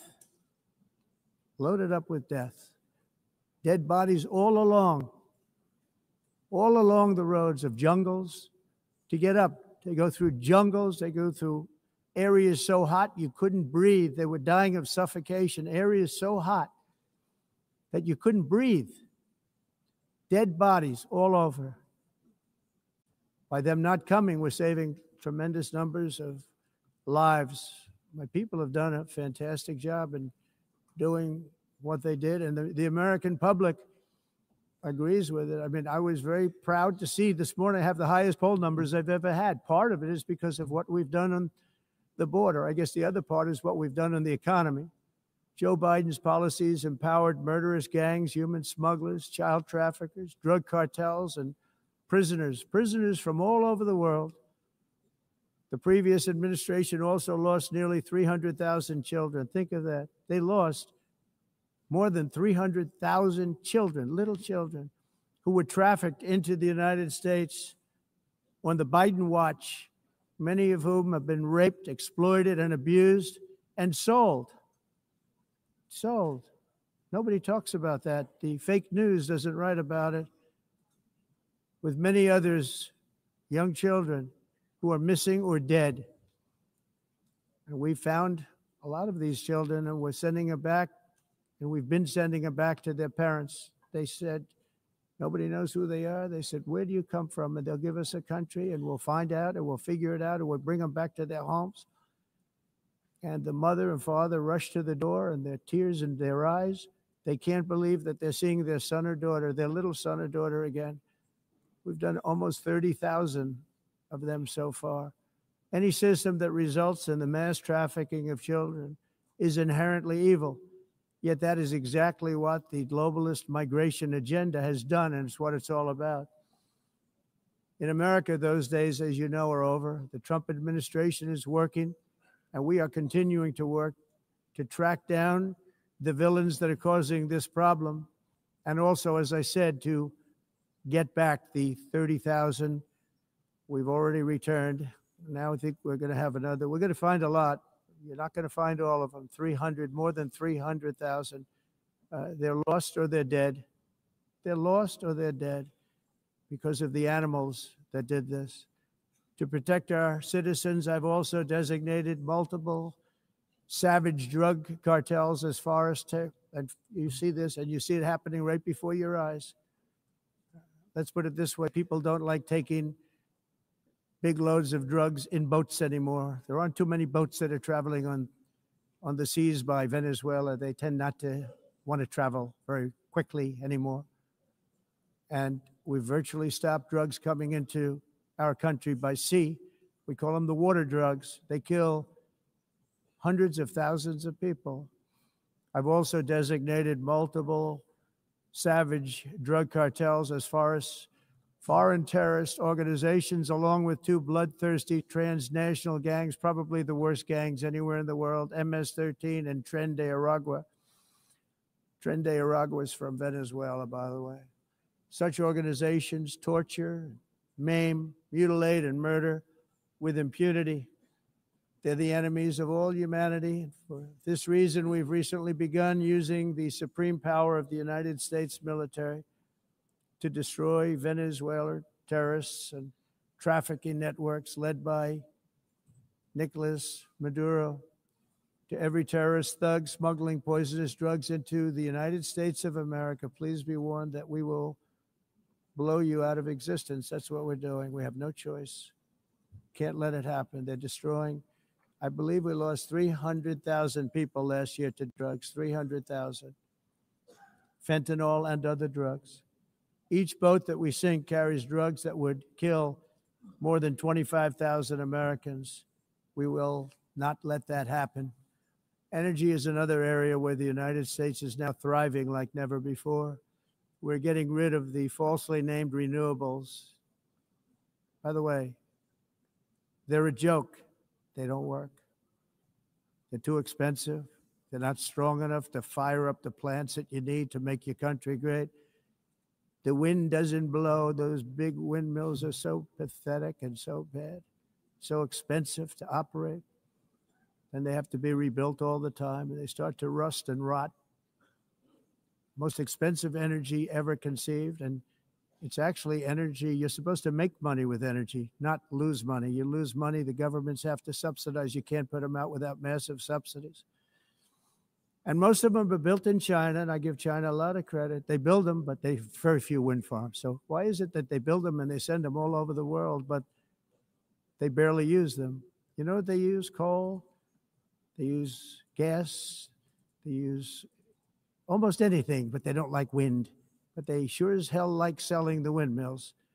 Europe, on the other hand, has a long way to go, with many countries being on the brink of destruction because of the green energy agenda. And I give a lot of credit to Germany. Germany was being led down a very sick path, both on immigration, by the way, and on energy. They were going green, and they were going bankrupt. And the new leadership came in, and they went back to where they were with fossil fuel and with nuclear, which is good. It's now safe, and you can do it properly.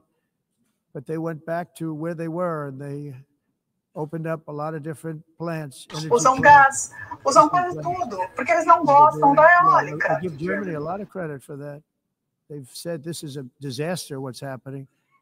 They were going all green. All green is all bankrupt. That's what it represents. And it's not politically correct. I'll be very badly criticized for saying it, but I'm here to tell the truth. I don't care. It doesn't matter to me. I'm in New York City. I'm feeling a lot safer. Crime, we're getting crime down. And by the way, speaking of crime, Washington, D.C. was the crime capital of America. Now it's a totally, after 12 days, it's a totally safe city. Everyone's going out to dinner. They're going out to restaurants. Your wife can walk down the middle of the street with or without you. Nothing's going to happen. My people have done a fantastic job. And yes, I called in the National Guard, and the National Guard took care of business, and they weren't politically correct, but they took care of business. We got 1,700 career criminals out, brought them back to where they came from, the countries where they came from, or put them in jails. Washington, D.C. is now a totally safe city again, and I welcome you to come. In fact, we'll have dinner together at a local restaurant, and we'll be able to walk. We don't have to go by an armor-plated vehicle. We'll walk right over there from the White House. They've given up their powerful edge, a lot of the countries that we're talking about in oil and gas, such as essentially closing the great... Pessoal, o discurso do Trump já está caminhando para o final. Ana Paula Rocha está aqui com a gente, estreando no Guerra da Informação, já terminando o discurso do Trump. Vamos comentar tudo que o Lula, todas as mentiras que o Lula contou aí na ONU, já. Ana Paula Rocha aqui no Guerra da Informação, a gente vai comentar tudo para vocês e muito mais. Trump já está caminhando aí para o encerramento do seu discurso. Set for the United Kingdom, and I hope the Prime Minister is listening, because I told it to him 3 days in a row. That's all he heard. North Sea oil, North Sea, because I want to see them do well. I want to stop seeing them ruining that beautiful Scottish and English countryside with windmills and massive solar panels that go 7 miles by 7 miles, taking away farmland. But we're not letting this happen in America. In 1982, the executive director of the United Nations Environmental Program predicted that by the year 2000, climate change would cause a global catastrophe. He said that it will be irreversible, as any nuclear holocaust would be. This is what they said at the United Nations. What happened? Here we are. Another UN official stated in 1989 that within a decade, entire nations could be wiped off the map by global warming. Not happening. You know, it used to be global cooling. If you look back years ago in the 1920s and the 1930s, they said, global cooling will kill the world. We have to do something. Then they said global warming will kill the world, but then it started getting cooler. So now they could just call it climate change, because that way they can't miss. It's climate change. Because if it goes higher or lower, whatever the hell happens, there's climate change. It's the greatest con job ever perpetrated on the world, in my opinion. Climate change, no matter what happens, you're involved in that. No more global warming, no more global cooling. All of these predictions made by the United Nations and many others, often for bad reasons, were wrong. They were made by stupid people that have cost their countries fortunes and given those same countries no chance for success.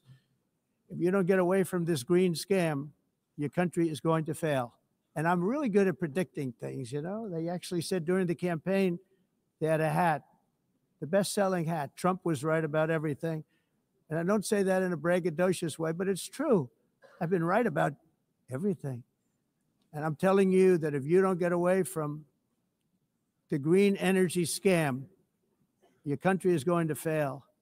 And if you don't stop people that you've never seen before, that you have nothing in common with, your country is going to fail. I'm the president of the United States, but I worry about Europe. I love Europe. I love the people of Europe. And I hate to see it being devastated by energy and immigration. This double-tailed monster destroys everything in its wake, and they cannot let that happen any longer. You're doing it because you want to be nice. You want to be politically correct, and you're destroying your heritage. They must take control strongly and immediately of the unmitigated immigration disaster and the fake energy catastrophe before it's too late. The carbon footprint is a hoax made up by people with evil intentions, and they're heading down a path. Pessoal, discurso maravilhoso do Donald Trump, acabando com todo esse globalismo, todo esse discurso globalista da ONU, detonando a ONU de tudo que é jeito, detonando a política migratória da União Europeia, falando sobre os narco-estados na América do Sul. Já Ana Paula Rocha aqui com a gente. Vamos comentar também o discurso mentiroso do Lula, o discurso completamente mentiroso do Lula, que falou antes do Trump. Trump já está caminhando para o final do seu discurso. Você não perde nada aqui no Guerra da Informação. Vai entrando, vai compartilhando, vai deixando o seu like. Vamos voltar a escutar o Trump e daqui a pouco a gente entra comentando tudo de mais importante, os destaques da fala mentirosa do Lula e também do Trump. Vamos caminhando aí para o final. But you reduce the carbon footprint by 37%. However, for all of that sacrifice and much more, it's been totally wiped out and then some by a global increase of 54%. Much of it coming from China and other countries that are thriving around China, which now produces more CO2 than all the other developed nations in the world. So all of these countries are working so hard on the carbon footprint, which is nonsense, by the way. It's nonsense. You know, it's interesting. In the United States, we have still radicalized environmentalists, and they want the factories to stop. Everything should stop. No more cows. We don't want cows anymore. I guess they want to kill all the cows. They want to do things that are just unbelievable, and you have it too.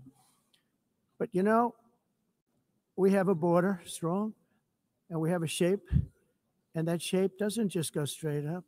That shape is amorphous when it comes to the atmosphere.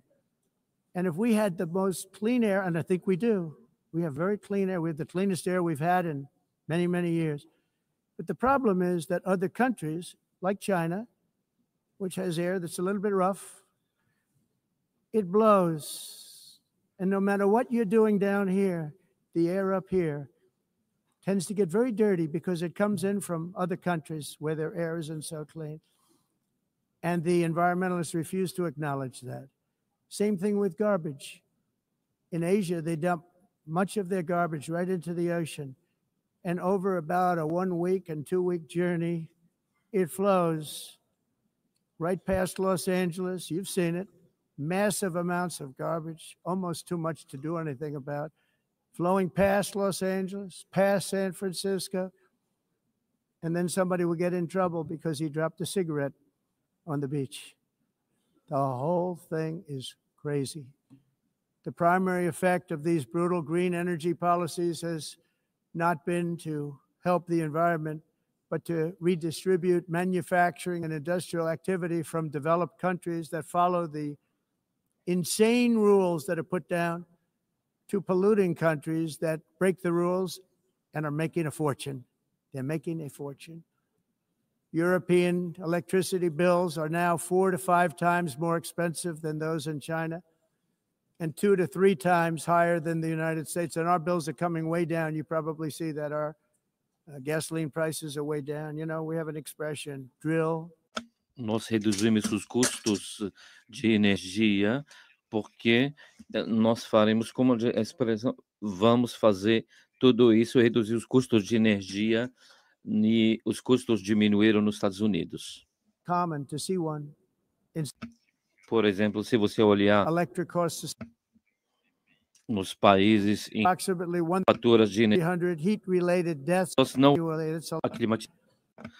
mas nós nos Estados Unidos conseguimos usar eles e evitar aumento da temperatura, porque é muito caro também usar nada e ninguém usa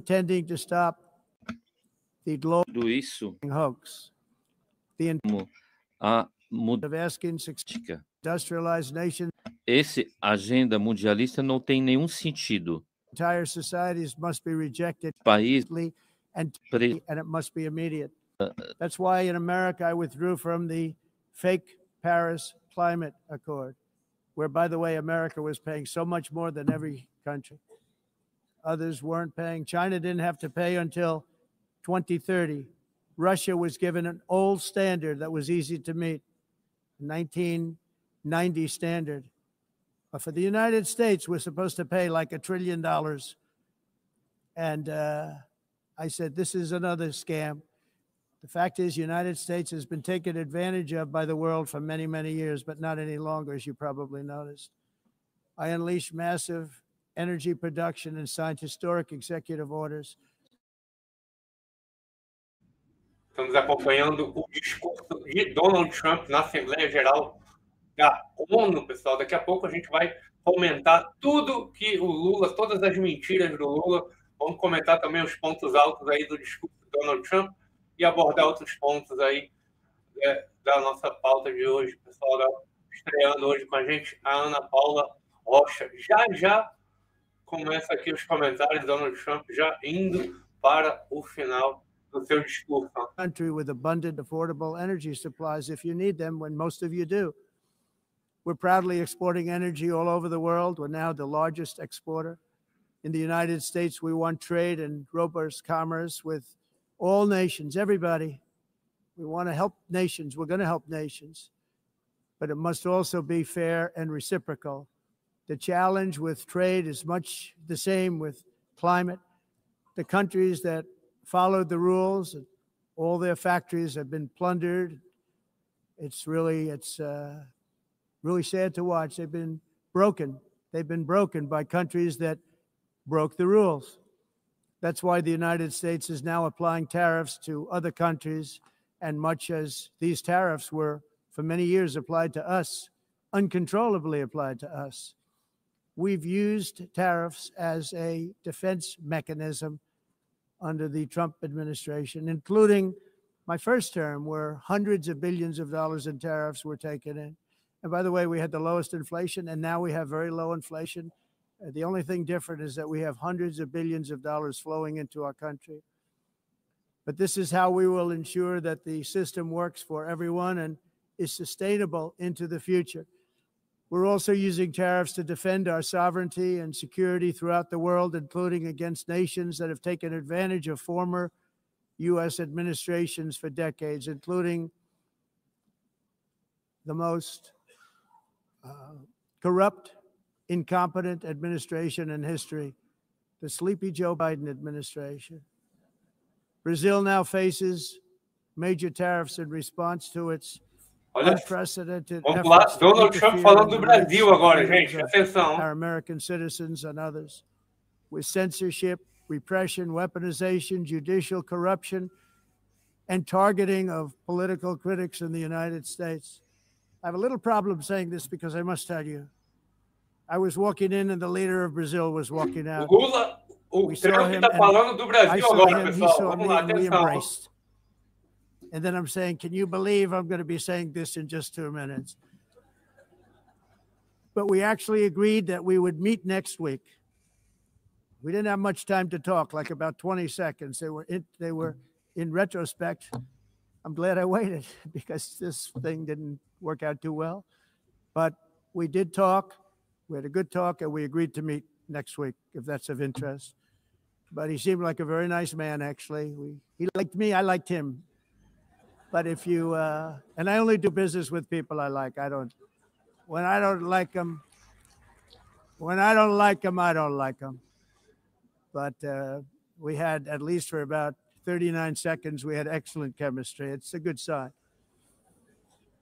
But also in the past, Brazil, can you believe this? Unfairly tariffed our nation, but now because of our tariffs, we are hitting them back, and we're hitting them back very hard. As president, I will always defend our national sovereignty and the rights of American citizens. So I'm very sorry to say this, that Brazil is doing poorly and will continue to do poorly. They can only do well when they're working with us. Without us, they will fail, just as others have failed. It's true. Next year, the United States will celebrate the 250th anniversary of our glorious independence, a testament to enduring power and American freedom and spirit. We will also be proudly hosting the 2026 FIFA World Cup, and shortly thereafter, the 2028 Olympics, which is going to be very exciting. I hope you all come. I hope that countless people from all over the globe will take part of these will be great celebrations of liberty and human achievement, and that together we all can rejoice in the miracles of history that began in July 4th, 1776, when we founded the light to all nations. And it's something really that an amazing thing came out of that date. It's called the United States of America.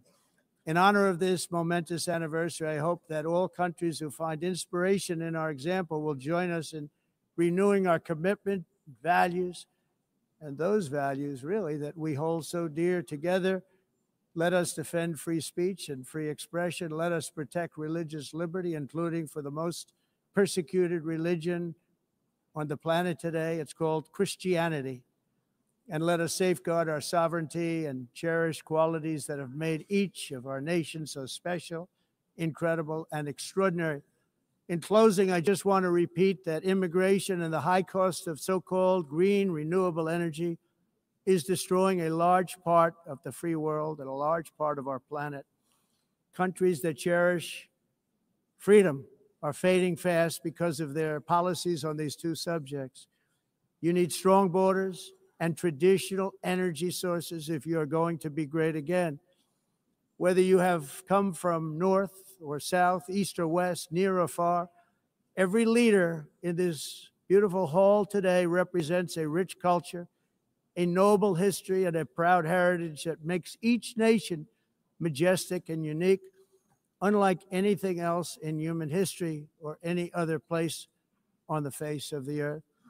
From London to Lima, from Rome to Athens, from Paris to Seoul, from Cairo to Tokyo and Amsterdam to right here in New York City, we stand on the shoulders of the leaders and legends, generals and giants, heroes and titans who won and built our beloved nations, all of our nations, with their own courage, strength, spirit, and skill. Our ancestors climbed mountains, conquered oceans, crossed deserts, and trekked over wide open plains. They charged into thunderous battles, plunged into grave dangers, and they were soldiers and farmers and workers and warriors and explorers and patriots. They built towns into cities, tribes into kingdoms, ideas into industries, and small islands into mighty empires. You're a part of all of that. They were champions for their people who never gave up and who never, ever gave in. Their values defined our national identities. Their visions forged our magnificent destiny. Everybody in this room is a part of it in your own way. Each of us inherits the deeds and the myths, the triumphs, the legacies of our own heroes and founders who so bravely showed us the way. Our ancestors gave everything for homelands that they defended with pride, with sweat, with blood, with life, and with death. Now the righteous task of protecting the nations that they built belongs to each and every one of us. So together, let us uphold our sacred duty to our people and to our citizens. Let us protect their borders, ensure their safety, preserve their cultures, treasure, and traditions, and fight for their precious dreams and their cherished freedoms. And in friendship and really a beautiful vision, let us all work together to build a bright, beautiful planet, a planet that we all share, a planet of peace and a world that is richer, better, and more beautiful than ever before. That can happen. It will happen. It will happen, and I hope it can happen and start right now, right at this moment. We'll turn it around. We're going to make our countries better, safer, more beautiful. We're going to take care of our people. Thank you very much. It's been an honor. God bless the nations of the world. Thank you very much.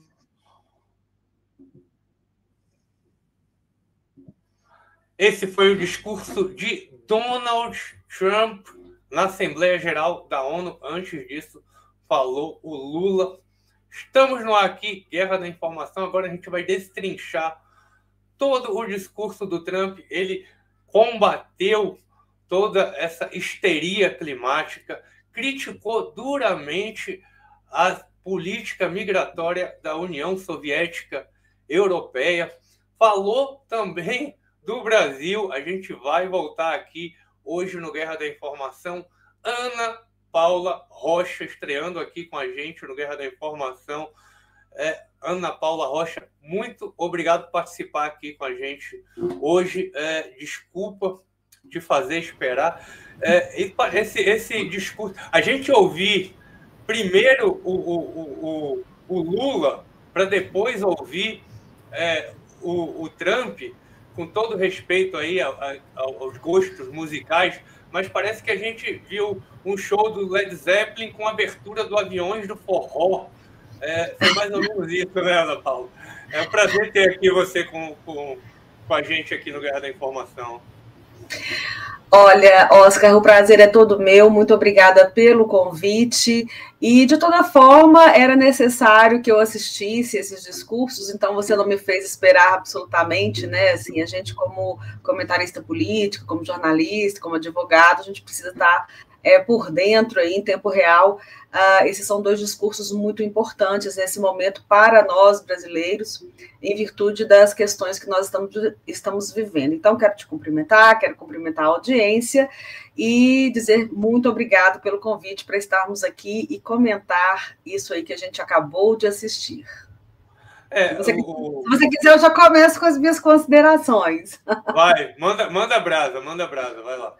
Olha, Oscar, para a audiência não, né, também não ficar cansada, né, foi bastante longo aí, a gente teve dois discursos com tons assim, estrategicamente um pouco diferentes. O Lula, ele partiu para o ataque, como alguns analistas já esperavam. Na minha avaliação, o Lula ele é um fantoche de um regime que foi tirado da prisão para exercer esse papel, e ele não estaria enfrentando o Trump e os Estados Unidos dessa forma se não tivesse alguém por trás. Lembrando, né, que Alexander Soros esteve no Brasil recentemente, antes dessas últimas manifestações de domingo, filho de George Soros, e a gente fica aqui já na curiosidade, quem que patrocinou todos esses shows que aconteceram pelo Brasil, com diversos artistas, tentando fazer aí uma foto para deixar algum tipo de registro de participação popular, pessoas com as camisas iguais. Então, a gente vê que há um financiamento. Se a direita, que faz essas manifestações gigantes por todo o país, em especial com destaque para a Avenida Paulista, tivesse ali no trio elétrico um Chitãozinho Chororó, um Gustavo Lima, a gente teria aí números bem mais avassaladores de presença ainda do que nós já temos. Mas eu vi aí a fala de um fantoche, o Lula, que eu estou dizendo, um ator. Você veja que ele leu, né, foi um discurso lido, preparado, obviamente não escrito por ele, preparado, ele leu no teleprompter, e ele milagrosamente não cometeu nenhum erro de concordância, de plural, coisa que ele faz recorrentemente, mesmo quando está lendo discursos.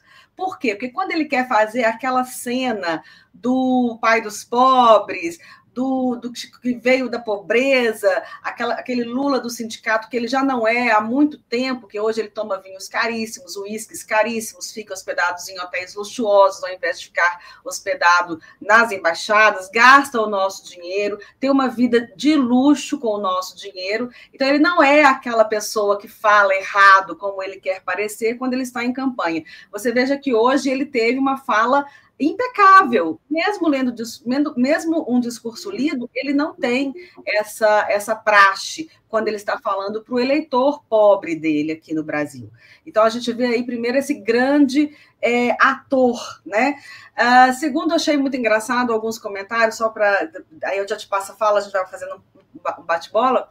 Segundo, estão dizendo aqui nas redes sociais que ele roubou o teleprompter na hora que o Trump foi falar. Mas, enfim, você quer comentar? Eu posso ir falando? Ana Paula, é interessante a gente ver que foram dois discursos que basicamente norteiam os discursos no mundo inteiro. Um defendendo a Palestina, e olha que absurdo, a gente vai entrar nisso. Inclusive, amanhã vem o Marco Alexander, que é o nosso correspondente lá de Jerusalém. Então, esses globalistas, né, esse pessoal da esquerda, na França eles chamam de islam-gauchismo, né, que é o esquerdismo islâmico. Esse pessoal, capitaneado aí pelo idiota do Macron, eles querem reconhecer o Estado palestino. O que isso significa na prática? O quê? Que um Estado, ele pode ter um exército, ele pode ter aeronáutica, pode ter marinha. Olha que loucura, né? E aí você vê dois discursos que é o que a gente vê no mundo hoje. O mundo está polarizado. As pessoas, não é direita, esquerda, é um pouco mais complexo que isso, abrange isso também, mas é mais complexo. Então você vê o Lula defendendo aí a histeria climática, defendendo a Palestina / Hamas, defendendo fronteiras escancaradas e abertas, defendendo a islamização do Ocidente. E, do outro lado, o Trump combatendo a histeria climática, criticando aí os narco-estados sul-americanos, criticando censuras. Ele citou, olha, o Brasil está censurando cidadãos americanos. O Trump, muita gente já estava esperando que o Trump fosse direcionar para o Lula. Falava, gente, espera aí, o Lula é um parágrafo no discurso do Trump, né? Não é que o Brasil seja tão importante assim para o líder mundial, né? Isso é bem lembrado. O Lula direcionou todo o discurso dele para uma crítica à atuação dos Estados Unidos em várias áreas. E o Trump deu um pequeno parágrafo para o Brasil, não deixando de ser muito firme. Inclusive, na hora que ele menciona o Brasil, houve ali um desconforto do presidente Lula, foi filmado ali ele se mexendo e tudo, mas você está coberto de razão. Nós vemos aí dois discursos que representam, né, o que muitos, né, como você disse, chamam de polarização do mundo, mas que, a meu ver, é uma nova politização, porque essa agenda do politicamente correto, das mudanças climáticas, né, o Trump fala que a previsão em 1989 era de que em 10 anos não existiriam mais as nações, e nós estamos aqui, né? As mudanças climáticas é algo que é do planeta, que sempre... É a natureza, né? É a natureza. No dia que acabar as mudanças climáticas, aí sim acabou, né? Aí acabou o Brasil, aí acabou o mundo, né? Então, assim, eu chamo mais de politização, porque essa agenda do politicamente correto, ela dominou todas essas últimas décadas e causou aí muitos prejuízos em todas as áreas para os países que adotaram essa postura politicamente correta. E o Lula está defendendo isso, e o Trump vem e ataca com força total, inclusive dizendo o seguinte, que os países que não respeitaram as regras, e na minha avaliação, mencionando diretamente a China, por exemplo, as regras comerciais, eles que lucraram durante todo esse tempo, e os países, e aí ele fala muito da Europa, que adotaram esse politicamente correto, tanto na questão da energia, quanto na questão da imigração, e também das regras comerciais, eles estão perdendo a sua herança. A França não é mais a França hoje, Paris não é mais Paris. Então, essa imigração ilegal, tá? Nós estamos falando da imigração ilegal, e promovida pela ONU, porque ele ataca a ONU, o Trump ataca a ONU, sim, dizendo que a ONU, ela promoveu tudo isso, não é? E isso está destruindo a civilização ocidental, que é a civilização mais livre do mundo, e, ao mesmo tempo, promovendo aí essa islamização do mundo, e quem está... E a Europa, e aí ele ainda cita a questão da Europa, países que ele descobriu, e ele fala, é uma vergonha que eu tenha descoberto, não é? Países europeus que, me parece, pelo discurso dele, comprando petróleo da Rússia, financiando a guerra contra a Ucrânia, vizinha ali, todo mundo pertinho, e aí ele diz, olha, os Estados Unidos têm um oceano entre a Rússia, vocês estão aí do lado. E Paulo Guedes mencionou outro dia, o Trump entrou e disse assim, olha, até hoje, e foi o que ele falou aí também, até hoje a gente que pagou a conta. Nós estamos gastando bilhões de dólares para defender vocês da Rússia. E vocês estão agindo como se fossem crianças mimadas, né? Basicamente é isso. Então, acabou, chega. Ou acaba a bagunça, ou nós não vamos mais defender vocês. E ele disse isso, se não me engano, para o primeiro-ministro da França, que esteve com ele lá na Casa Branca. Ele vira para ele e fala assim, vocês conseguem se defender sozinhos da Rússia? Aí o cara fala assim, não. Pois é. Então... o legal do Trump é que ele joga... dos Estados Unidos. Sim, sem dúvida. E o legal do Trump é que ele joga na lata mesmo, né? Ele não tem aqueles trejeitos do político treinado, do político de carreira. Ele joga logo na lata, pode ter câmera ligada, A gente viu como ele tratou o Zelensky da primeira vez que foi à Casa Branca. A gente viu na reunião com a OTAN, ele falou, ó, aqui está a conta aqui, ó. Vocês vão, eu não vou ficar pagando sozinho. Quer dizer, ele joga na... É um businessman, né? Não é um político desses de carreira e tal, é um businessman, ele joga na lata, né, Ana Paula? Não tem meio termo com ele, né? Isso. E aí, Oscar, fazendo um resuminho rápido aqui do que o Lula falou, ele atacou os Estados Unidos, ele defendeu a condenação de Jair Bolsonaro como sendo justa, como se ele nunca tivesse sido condenado. Ele condenou o que chamou de intervenção dos Estados Unidos, inclusive no sistema judicial brasileiro. Ele defendeu a Venezuela, Cuba e Palestina, sem mencionar, veja bem, sem mencionar os reféns. Ele até disse, pela primeira vez ele disse que o Hamas, que os atos terroristas, ele não fala que o Hamas é terrorista, mas ele disse que os atos terroristas praticados pelo Hamas naquele 7 de outubro são indefensáveis, mas que isso não justifica o genocídio que está acontecendo em Gaza, onde milhares e milhões de mulheres e crianças estão enterrados nos escombros, mas ele sequer menciona os 20 reféns que ainda existem lá e não pede a volta deles, o que contrasta com o discurso do Trump, que cobra os 20 reféns de volta, e menciona que ele quer que a guerra acabe, mas é condição sine qua non devolver os 20 reféns. Não é para devolver 1, 2, é para devolver todos os reféns. Só para completar aqui, outra coisa, o Lula tenta separar criminalidade, principalmente da questão do narcotráfico aqui na América do Sul, de terrorismo, que é uma coisa que o Trump vem defendendo, que são organizações terroristas, e ele menciona isso, que o que ele está atacando são organizações terroristas de narcotráfico lideradas por Nicolás Maduro, ele fala isso com todas as letras. Mais uma vez, o Lula atacou o ambiente digital, defendendo uma regulamentação, e aí o Trump fala que essa censura que aconteceu no Brasil contra cidadãos e empresas norte-americanas, em especial no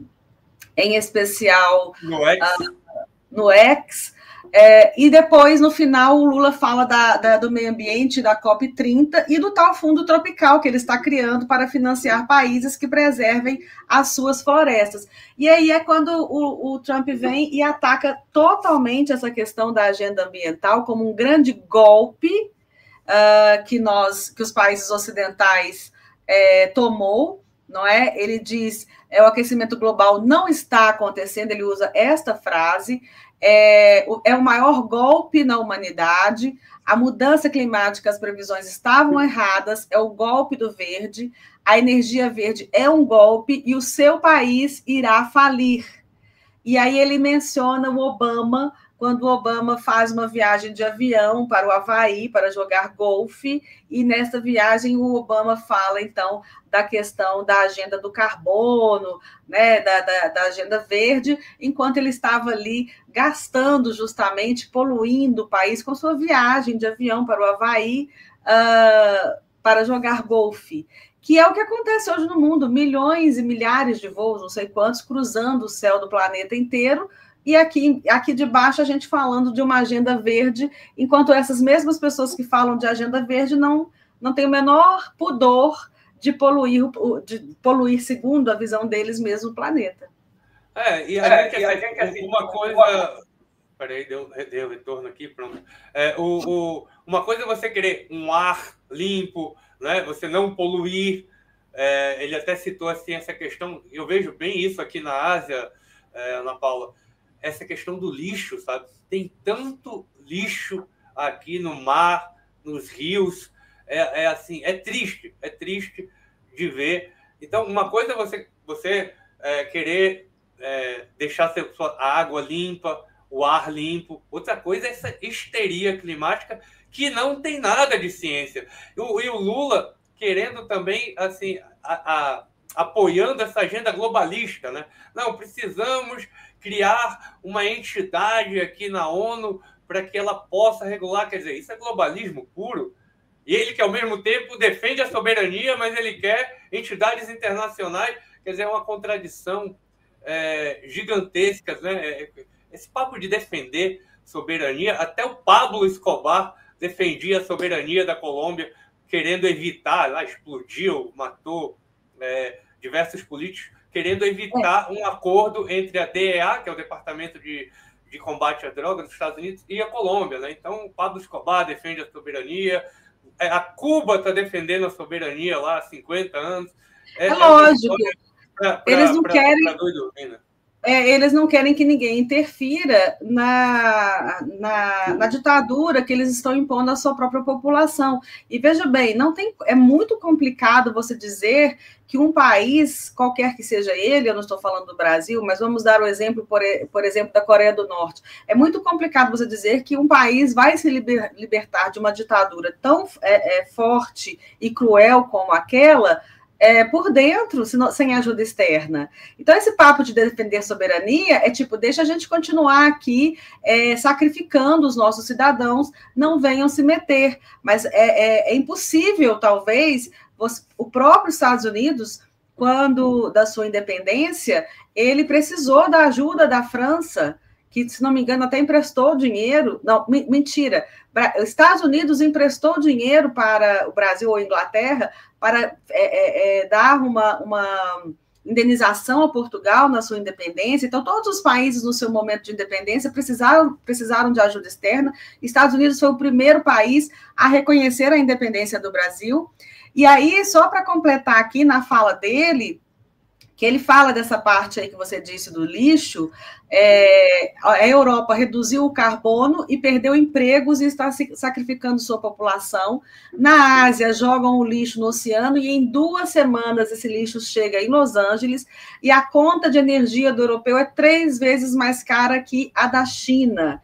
Engraçado, sabe, Oscar, que eu era adolescente quando eu vi as cenas daquela manifestação na Praça Vermelha, não sei se você se lembra, se você do tanque, daquele chinês na frente do tanque. Você sabe que na China essas imagens são proibidas. E eu lembro naquela oportunidade que eu ainda adolescente ou jovem, não sei exatamente em que época que foi, de pensar assim, gente, ninguém vai fazer nada, vai estar todo mundo negociando com a China como se tivesse tudo bem lá na China, né? E estamos agora pagando preço por termos, pelo Ocidente ter feito vista grossa ao que acontecia na China naquele momento, porque, no mínimo, o Ocidente não deveria ter se relacionado com a China comercialmente, no mínimo. Não estou dizendo que tinha que ter invadido a China, mas o Ocidente fingia que lá não estava acontecendo nada. E hoje nós estamos pagando a conta, porque nós ficamos cumprindo regras que nós mesmos estabelecemos para nós, o mundo ocidental, que a China nunca cumpriu. No comércio foi a mesma coisa. Os Estados Unidos, aí ele fala, os Estados Unidos sempre pagou mais caro que os outros países e isso acabou. E aí ele faz o parágrafo do Brasil, e aí eu queria dizer que ele foi bastante duro, embora depois ele tenha, não sei se foi irônico, ou se foi irônico, ele foi sarcástico ali, é típico do Trump, né, esse sarcasmo dele. Porque ele começou dizendo que países não respeitaram as regras se beneficiaram, na minha visão, fazendo uma alusão mais forte à China. Mas ele dá uma continuidade e diz, e o mais corrupto e incompetente, Brasil. Ele chamou o Brasil de o país mais corrupto e incompetente, que tem censura, repressão, sistema judicial mais injusto, e aí ele disse que se encontrou com Lula por 30 segundos e que nós concordamos que vamos nos falar na próxima semana. Ele parece muito agradável, eu gosto dele e ele gosta de mim. E depois completou dizendo que o Brasil tarifou, e é verdade, os Estados Unidos de forma muito injusta ao longo dos anos. Isso só não prejudicava os Estados Unidos, porque a relação nossa com eles, a gente representa o quê? Talvez 1% da economia deles. Mas que a gente tarifava eles, tarifamos ainda, né, muito mais, e o Brasil está indo muito mal o Brasil está indo muito mal e só irão bem se trabalharem conosco Estados Unidos. Senão, eles vão falhar como os outros falharam. Essa foi a fala sobre o Brasil. E é verdade, é uma verdade, né?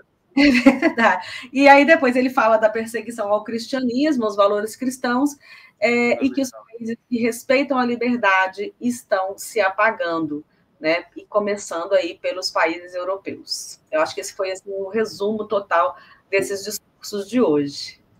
Você falou aí do aumento citando o Trump, né? O aumento da energia lá na Europa, principalmente o gás, né? A gente precisa do gás para se aquecer. Lá na Europa, meu Deus do céu, a conta triplicou quase. Depois deu uma baixada, baixou um pouco, mas nos últimos 2 invernos aí eu paguei o dobro, né, para poder aquecer a casa. Sabe, eu quero entrar aqui, pessoal, vocês estão assistindo Guerra da Informação, hoje aqui estreando com a gente aqui, a Ana Paula Rocha. Vem novidade na programação, o canal está se expandindo, já tem toda uma identidade visual, a programação vai se expandir, vai vir novidade aí na programação. A Ana Paula Rocha, a Ana Maria Semin, que está lá na Itália, viajando, não volta nunca. Também a Alana Figueiredo, elas nas trincheiras.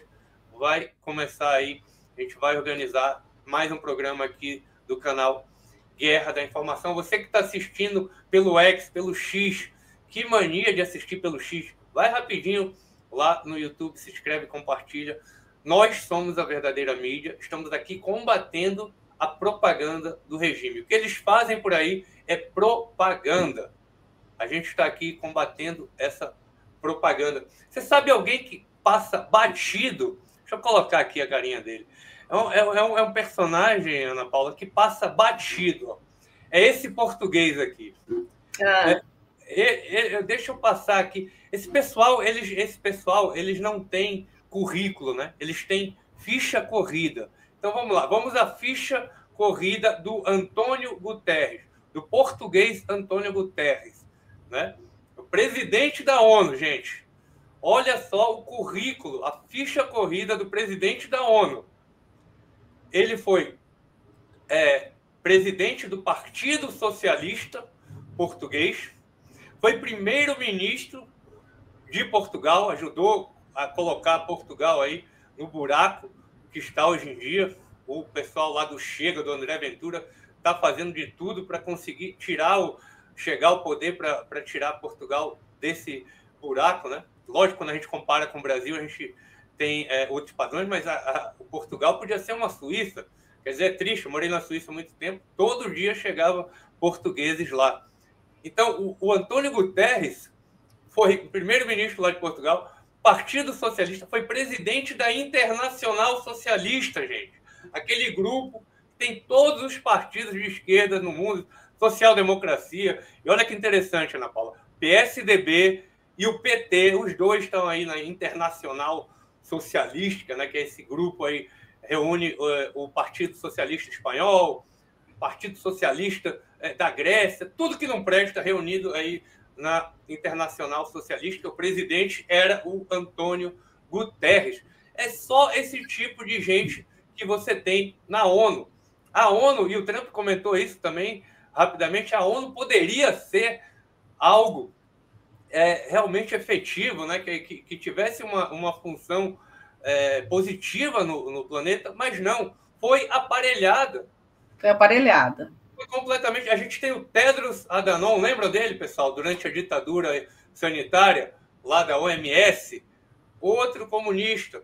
Olha só quem era a conselheira para os direitos humanos, Michelle Bachelet, a chilena lá, amiga da companheira da Dilma. É todo esse tipo de pessoa que está à frente da ONU. Infelizmente, é isso que a gente vê. E é complicado você conseguir desaparelhar a ONU, né? É complicado você desaparelhar um governo. Imagina você conseguir desaparelhar aí uma instituição globalista como a ONU, né, Ana Paula? Olha, Oscar, você tocou num assunto seríssimo, né? A ONU, quando ela é criada logo após a Segunda Guerra Mundial, ela serviu a muitos bons propósitos, inclusive todos os países que foram derrotados na Segunda Guerra Mundial, eles foram reerguidos, e em grande parte com dinheiro dos Estados Unidos, que essas pessoas acusam tanto de serem imperialistas. Então, eles venceram a guerra, os aliados venceram a guerra e reconstruíram, ajudaram a reconstruir a Alemanha, Japão e os países, Itália, os países que perderam. E a ONU teve um papel importante nisso, inclusive com a criação do Estado de Israel. Mas o que aconteceu nas últimas décadas é a mesma coisa que a gente vê no Brasil. Eles fizeram um movimento subterrâneo, digamos assim, aparelhando todas as instituições. Então, a ONU está aparelhada, a OMC, que é a Organização Mundial do Comércio, a Organização Mundial da Saúde. Aqui no Brasil, nós temos não basta a gente trocar o presidente da República, funcionários públicos no Brasil são, eu diria, se não for 90%, talvez 80%, são pessoas com essa ideologia que fizeram concursos públicos e que estão... Eu já fui diretora de fundações, já fui de entidades públicas, tanto no nível municipal, estadual e federal, e a gente percebe os poucos que não têm essa ideologia ficam calados, e os outros, os demais, eles usam sistematicamente os recursos do Estado que eles têm em mãos para aprofundar ainda mais esse aparelhamento. Então, hoje quem governa o país são essas pessoas, porque elas estão infiltradas, elas estão na OAB, elas estão... E aí... O último momento, né, talvez o último local que o PT principalmente chega é justamente no STF, e isso foi profetizado, digamos assim, né, previsto pelo ex-ministro Joaquim Barbosa, quando da nomeação de Toffoli para ministro do STF, o Joaquim Barbosa disse que aquele aprofundamento, ele já estava, ele fala com outras palavras, não é? Mas aquele aprofundamento que estava acontecendo dentro do STF, de pessoas que não têm notável saber jurídico, porque o PT percebeu no mensalão que ele indicou ministros que tinham notável saber jurídico e, portanto, tinham uma inteligência, uma independência intelectual, embora tivessem sido indicados por eles. E aí, a partir do momento que estavam ali, o cargo era vitalício, não votou com eles no mensalão. Então, eles começam a aparelhar também o Poder Judiciário, e em especial o Judiciário, que hoje nós temos ali cabos eleitorais do sistema. Não são pessoas com notável saber jurídico. E o Joaquim Barbosa previu isso, quando ainda era ministro, dizendo o STF vai se prestar a fazer a agenda do governo federal, no caso, o PT, quando a gente menos esperar, e aí vai ser difícil de nos livrarmos deles. Então, isso está na ONU, está nas organizações internacionais, que nasceram com um belo propósito, mas que, infelizmente, foram aparelhados. Aí, voltando só naquilo que você disse, que eu acho que eu não completei. Eu não acredito que nós estamos polarizados. Nós apenas acordamos, nós estamos politizados. Então, a gente ficava calado, e a gente deixou isso acontecer, e demoramos muito para acordar, pelo menos eu. E agora nós estamos contrapondo a esse discurso. Aí eles pegam e dizem que está polarizado, que é um discurso de ódio, porque a gente discorda deles, porque a gente ousou cometer o grande pecado capital, que é discordar desses bem-aventurados donos do saber, da ética e da justiça que só eles têm, e quem não concorda com eles merece a morte, como nós vimos aí na última semana o Charlie Kirk, com pessoas comemorando a morte desse pai de família abertamente nas redes sociais. E o Charlie Kirk fazia um trabalho, a gente falando de aparelhamento, né? As universidades brasileiras viraram verdadeiras fábricas de esquerdistas, marxistas, woke, chame como você quiser. E o Charlie Kirk, ele foi responsável por desdoutrinar milhões de jovens nos Estados Unidos, né? A gente precisava de alguns Charlie Kirks no Brasil. o Olavo de Carvalho citava uma coisa bem interessante. Ele falava, não adianta você chegar ao poder se você não tiver meios para exercer o poder. Então não adianta você ser presidente se você vai ter uma Corte Suprema toda aparelhada, se o Exército vai estar todo aparelhado. E é o que aconteceu com o presidente Jair Bolsonaro, Oscar. Exatamente. O que acabou acontecendo? Foi condenado semana passada. Exato. E a gente vê, Ana Paula, o Bukele, por exemplo, em El Salvador, a primeira coisa que ele fez foi garantir que ele, de fato, poderia exercer o poder. Fez logo uma limpa na Suprema Corte, uma limpa no Exército, para falar, bom, agora eu posso governar, agora eu posso exercer o poder. Né? O caso do Brasil é bem complexo, né? Eu ia dizer isso, né?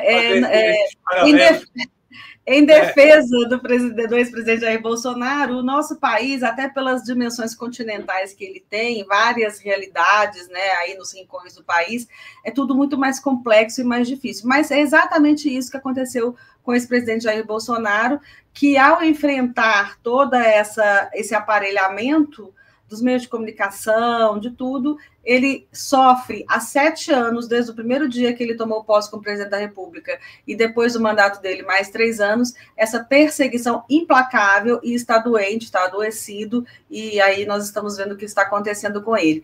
E aí, só voltando ao Kirk, porque a gente fala muito da tragédia, né, que realmente foi a morte dele, mas eu queria lembrar a todos aqui a seriedade dessa questão do aparelhamento das universidades, porque surgir um Charlie Kirk às vezes mais difícil. Um rapaz extremamente talentoso, corajoso, enfim, assim, eu não sei quando vai nascer o próximo. Então, nós que temos filhos, que temos netos, talvez a gente não tenha um Charlie Kirk em casa, mas nós temos jovens em casa que podem ir à universidade e serem doutrinados. Por que eu estou dizendo isso? Porque esse rapaz que atirou nele o assassino do Charlie Kirk, ele, na minha visão, é uma vítima do sistema. Era um jovem de uma família cristã que eu vi o vídeo dele quando recebeu a carta de ter sido aprovado, né, na universidade, e ele entra na universidade e é doutrinado, o comportamento dele muda e eles transformaram esse jovem em um assassino. Essa família também está destruída, e isso pode ser qualquer um dos nossos filhos e qualquer um dos nossos netos. Porque o Charlie Kirk, ele tinha uma formação e um caráter e uma personalidade extremamente forte. Então, ele conseguia fazer aquele trabalho que ele estava fazendo. Mas nem todos os nossos jovens têm este perfil. Às vezes, a maioria dos nossos jovens vai ter o perfil da pessoa que é suscetível a ser doutrinada. E é uma idade que quer se enturmar, né? Exatamente. Então, olha o risco. Hoje, eu não sei se eu quero que... Meus filhos já são adultos, né, independentes, mas hoje eu não sei se não sou eu que decido isso, mas eu não sei se eu gostaria que meus netos frequentassem uma universidade pública no Brasil. Porque ele pode se tornar uma pessoa capaz de um ato extremo desse.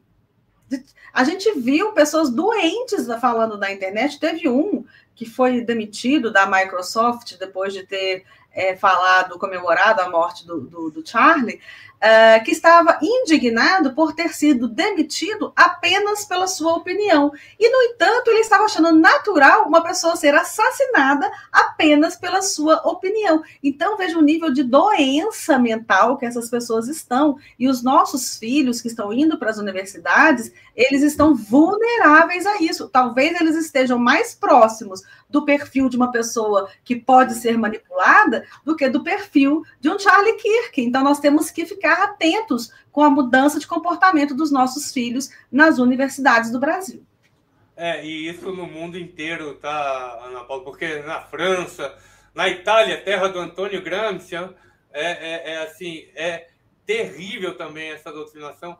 O que eu vejo a direita tem que aprender a reagir.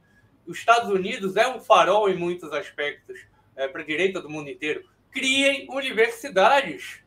Sim. Criem universidades lá nos Estados Unidos você tem várias universidades. Olha aí para os investidores brasileiros, empresários, um grande nicho para ser investido. Criar universidades em que a população que quer ter os seus valores respeitados possa frequentar, porque hoje existe uma demanda por instituições de ensino superior que possam formar os nossos jovens com honestidade intelectual sem doutriná-los. Então, é um nicho aí de investimento, fica a dica, para quem tem dinheiro aí para investir, né? Fica a dica. Mas isso é muito sério, e a gente tem que...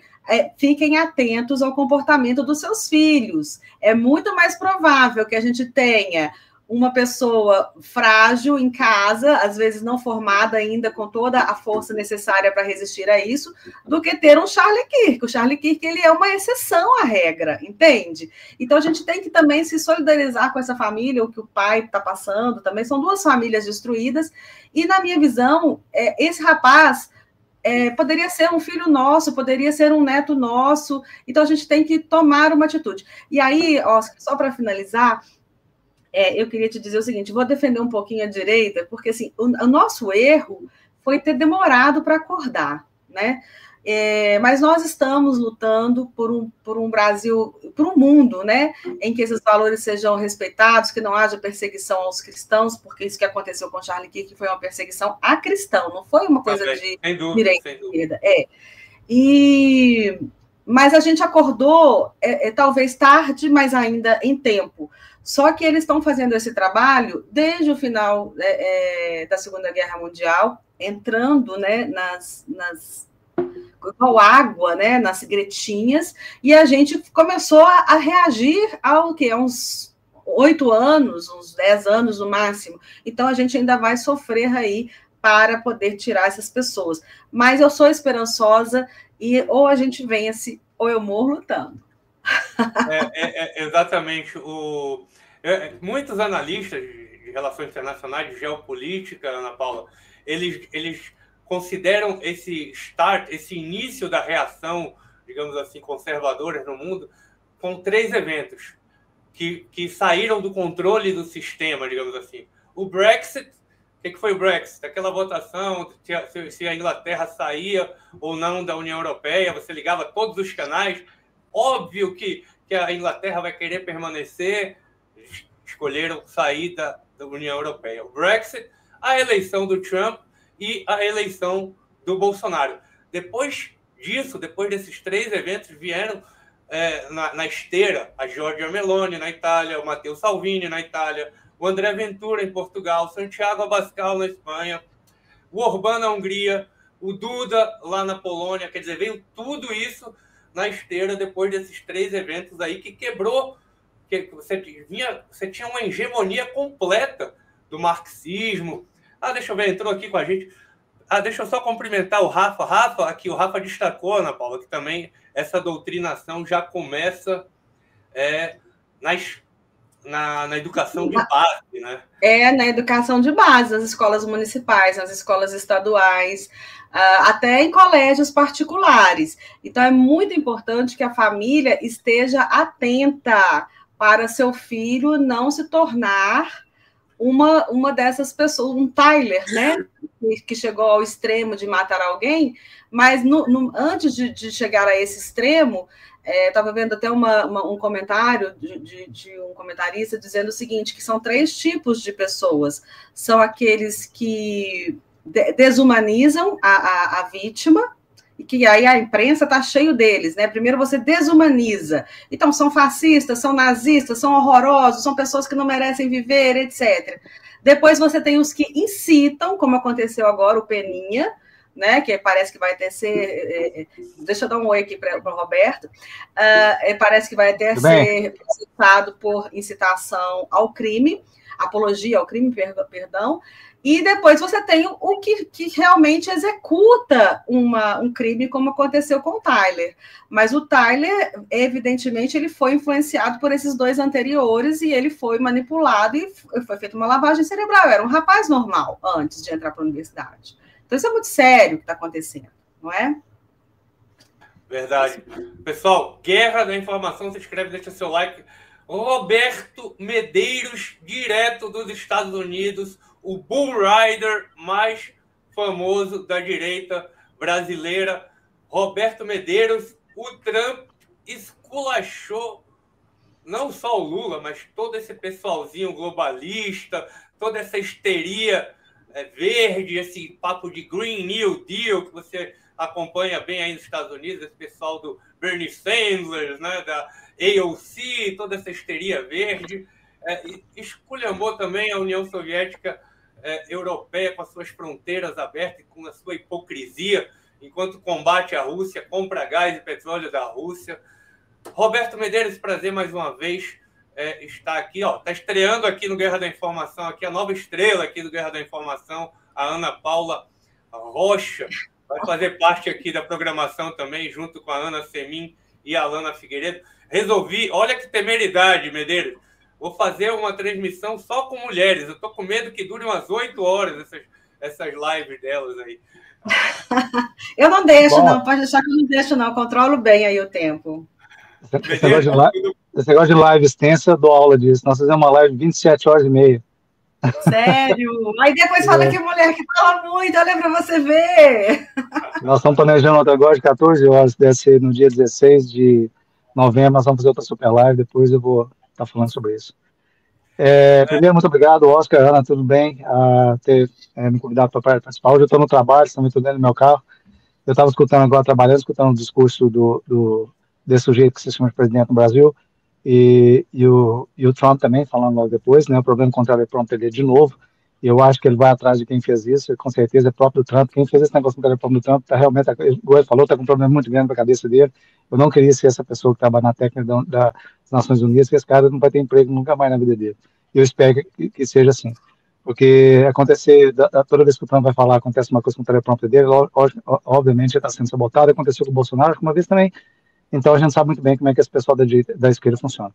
Eu assisti os dois discursos. O discurso do Lula, eu assisti, eu tive que parar para tomar alguma coisa, para não passar mal e vomitar, mas assim, é uma coisa que tem que escutar para você fazer análise. Eu detesto não escutar nada que o Lula fala, porque eu acho que isso empobrece qualquer cérebro, qualquer pessoa que pensa, escuta o Lula falar. Você tirou alguma coisa da essência do seu conhecimento quando você escuta um sujeito que falar. Tudo que ele falou não tem vazamento nenhum, tudo que ele falou sobre o clima não tem vazamento, tudo que ele falou sobre a pobreza no Brasil é tudo mentira. O cara falar as quantidades de mentira, tentar conseguir o apoio do que ainda sobrevive na Europa, desse Green Deal, o que ainda sobrevive na Europa do apoio a essa imigração, essa invasão imigratória que está acontecendo na França, Alemanha, na Itália. Eu estava vendo uns riots na Itália ontem também, né?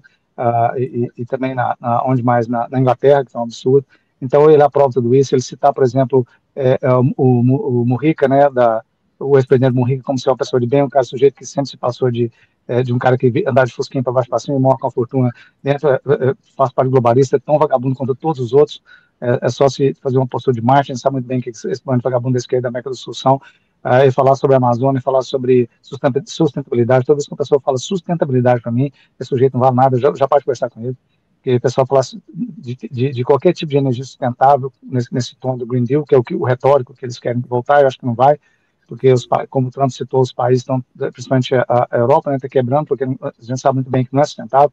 A gente viu aqui recentemente, não sei se vocês lembram, ano passado, teve uma chuva de granizo aqui num campo de energia solar, de placas solares no Texas, uma parte do Texas todo com essa energia. E depois, eles não sabem até hoje o que eles vão fazer com os poluentes que esse campo todo tem lá até hoje. Não sabe como limpar e onde eles vão colocar isso.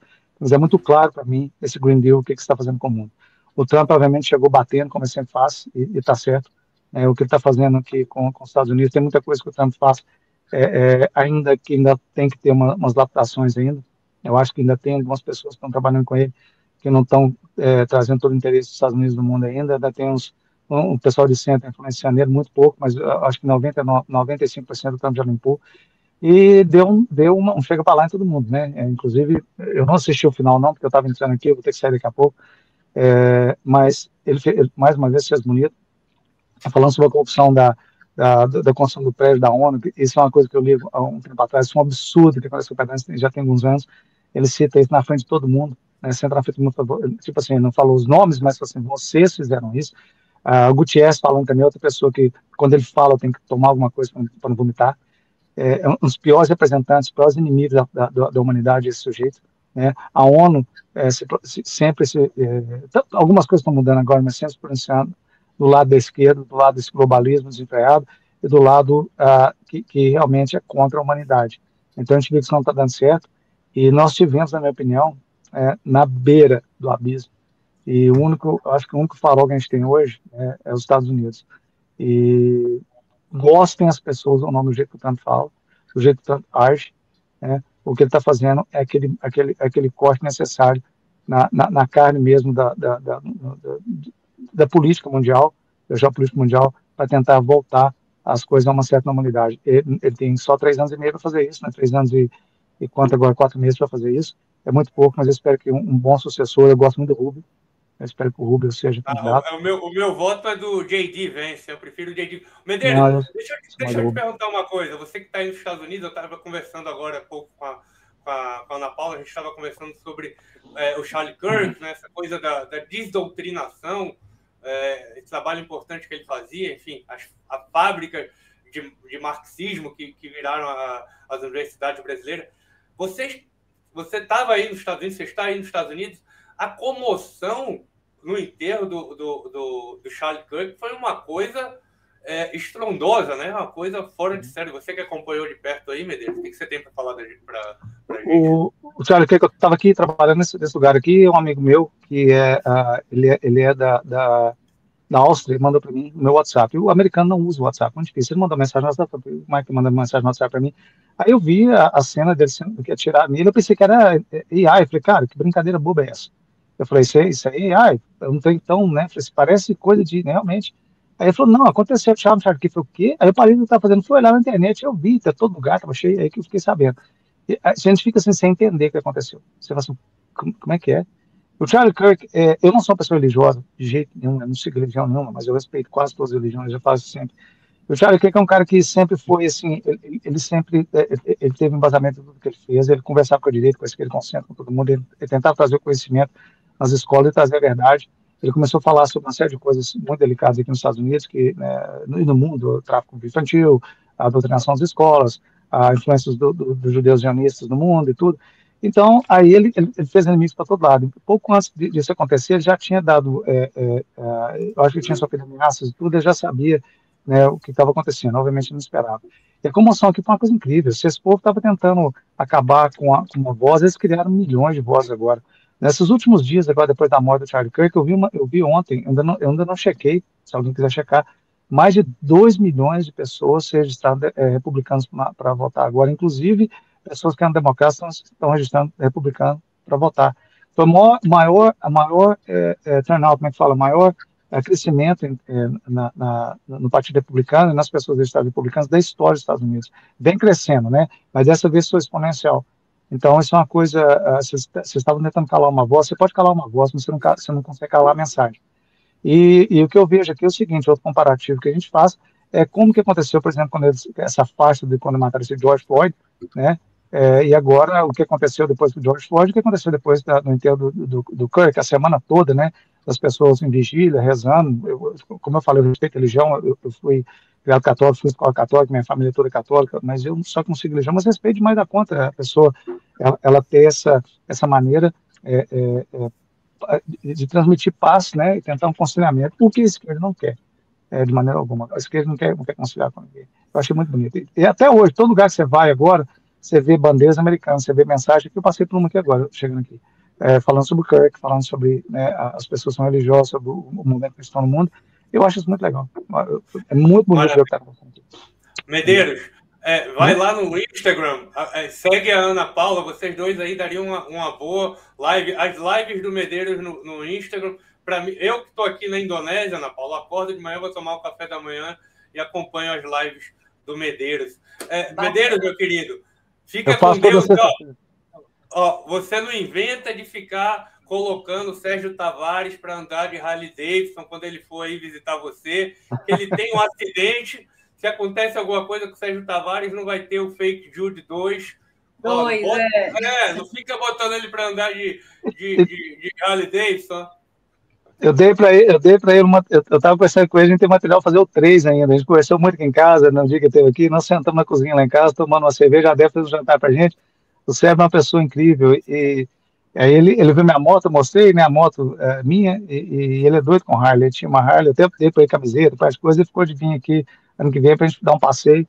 Aqui nos Estados Unidos nós vamos fazer a costa leste aqui, e quem sabe, né, para dar um passeio grande aqui. Ele é uma pessoa fantástica, é uma pessoa... Eu tive notícia ontem que ele liberou, né, agora de 23 de setembro, acho que agora, né, você vai poder assistir o Fake Judge, que eu assisti, gente, não percam, é uma coisa muito bem feita, muito montada, o som, a produção, tudo maravilhoso. A gente fez um evento com ele aqui, deu muita gente, foi na segunda-feira, deu muita gente aqui em Canérico, foi o primeiro que a gente fez, a Fátima fez também lá em Massachusetts, fizeram acho que Nova York, Washington e Orlando. Então, o certo é os parabéns. Muito obrigado. Até a próxima, muito obrigado. Até a próxima. Olha, a gente sigo lá depois, ele vai mandar o link para mim, sigo lá e já fica o convite, você vem fazer uma live com a gente um dia para falar um pouquinho com a gente, tá bom? Olha, um abraço a todo mundo. Muito obrigada. Tá? Um abraço. Tchau. Tchau. Vamos lá. Vamos encerrar. Ana Paula, muito obrigado. Sua paciência, sua participação. É um prazer enorme receber você aqui no Guerra da Informação. Estou ansioso para ver como é que vai ser esse programa de vocês. Muito obrigado mesmo. Está todo mundo, o canal inteiro aqui está ansioso, está na expectativa para ver aí. Também estou. Ansiosa para a gente começar a conhecer as meninas que eu ainda não conheço, mas certamente vamos fazer um trabalho aí, mais uma frente, para a gente lutar por um mundo melhor, onde os nossos filhos e os nossos netos, a nossa descendência, possa ser muito abençoada. A grande notícia é que a gente ainda que modestamente, ainda estamos procriando. E tem gente aí que pensa do outro lado que não está procriando. E quando, às vezes, engravida, ainda aborta. Então, pelo menos, eles não vão ter descendência. É o que a gente espera. Tá bom? Brincadeiras à parte. Muito obrigada por tudo. Tchau, até a próxima. Tchau, pessoal. Todos vocês. Se compartilhem aí o Guerra da Informação. Fiquem com Deus. Tchau.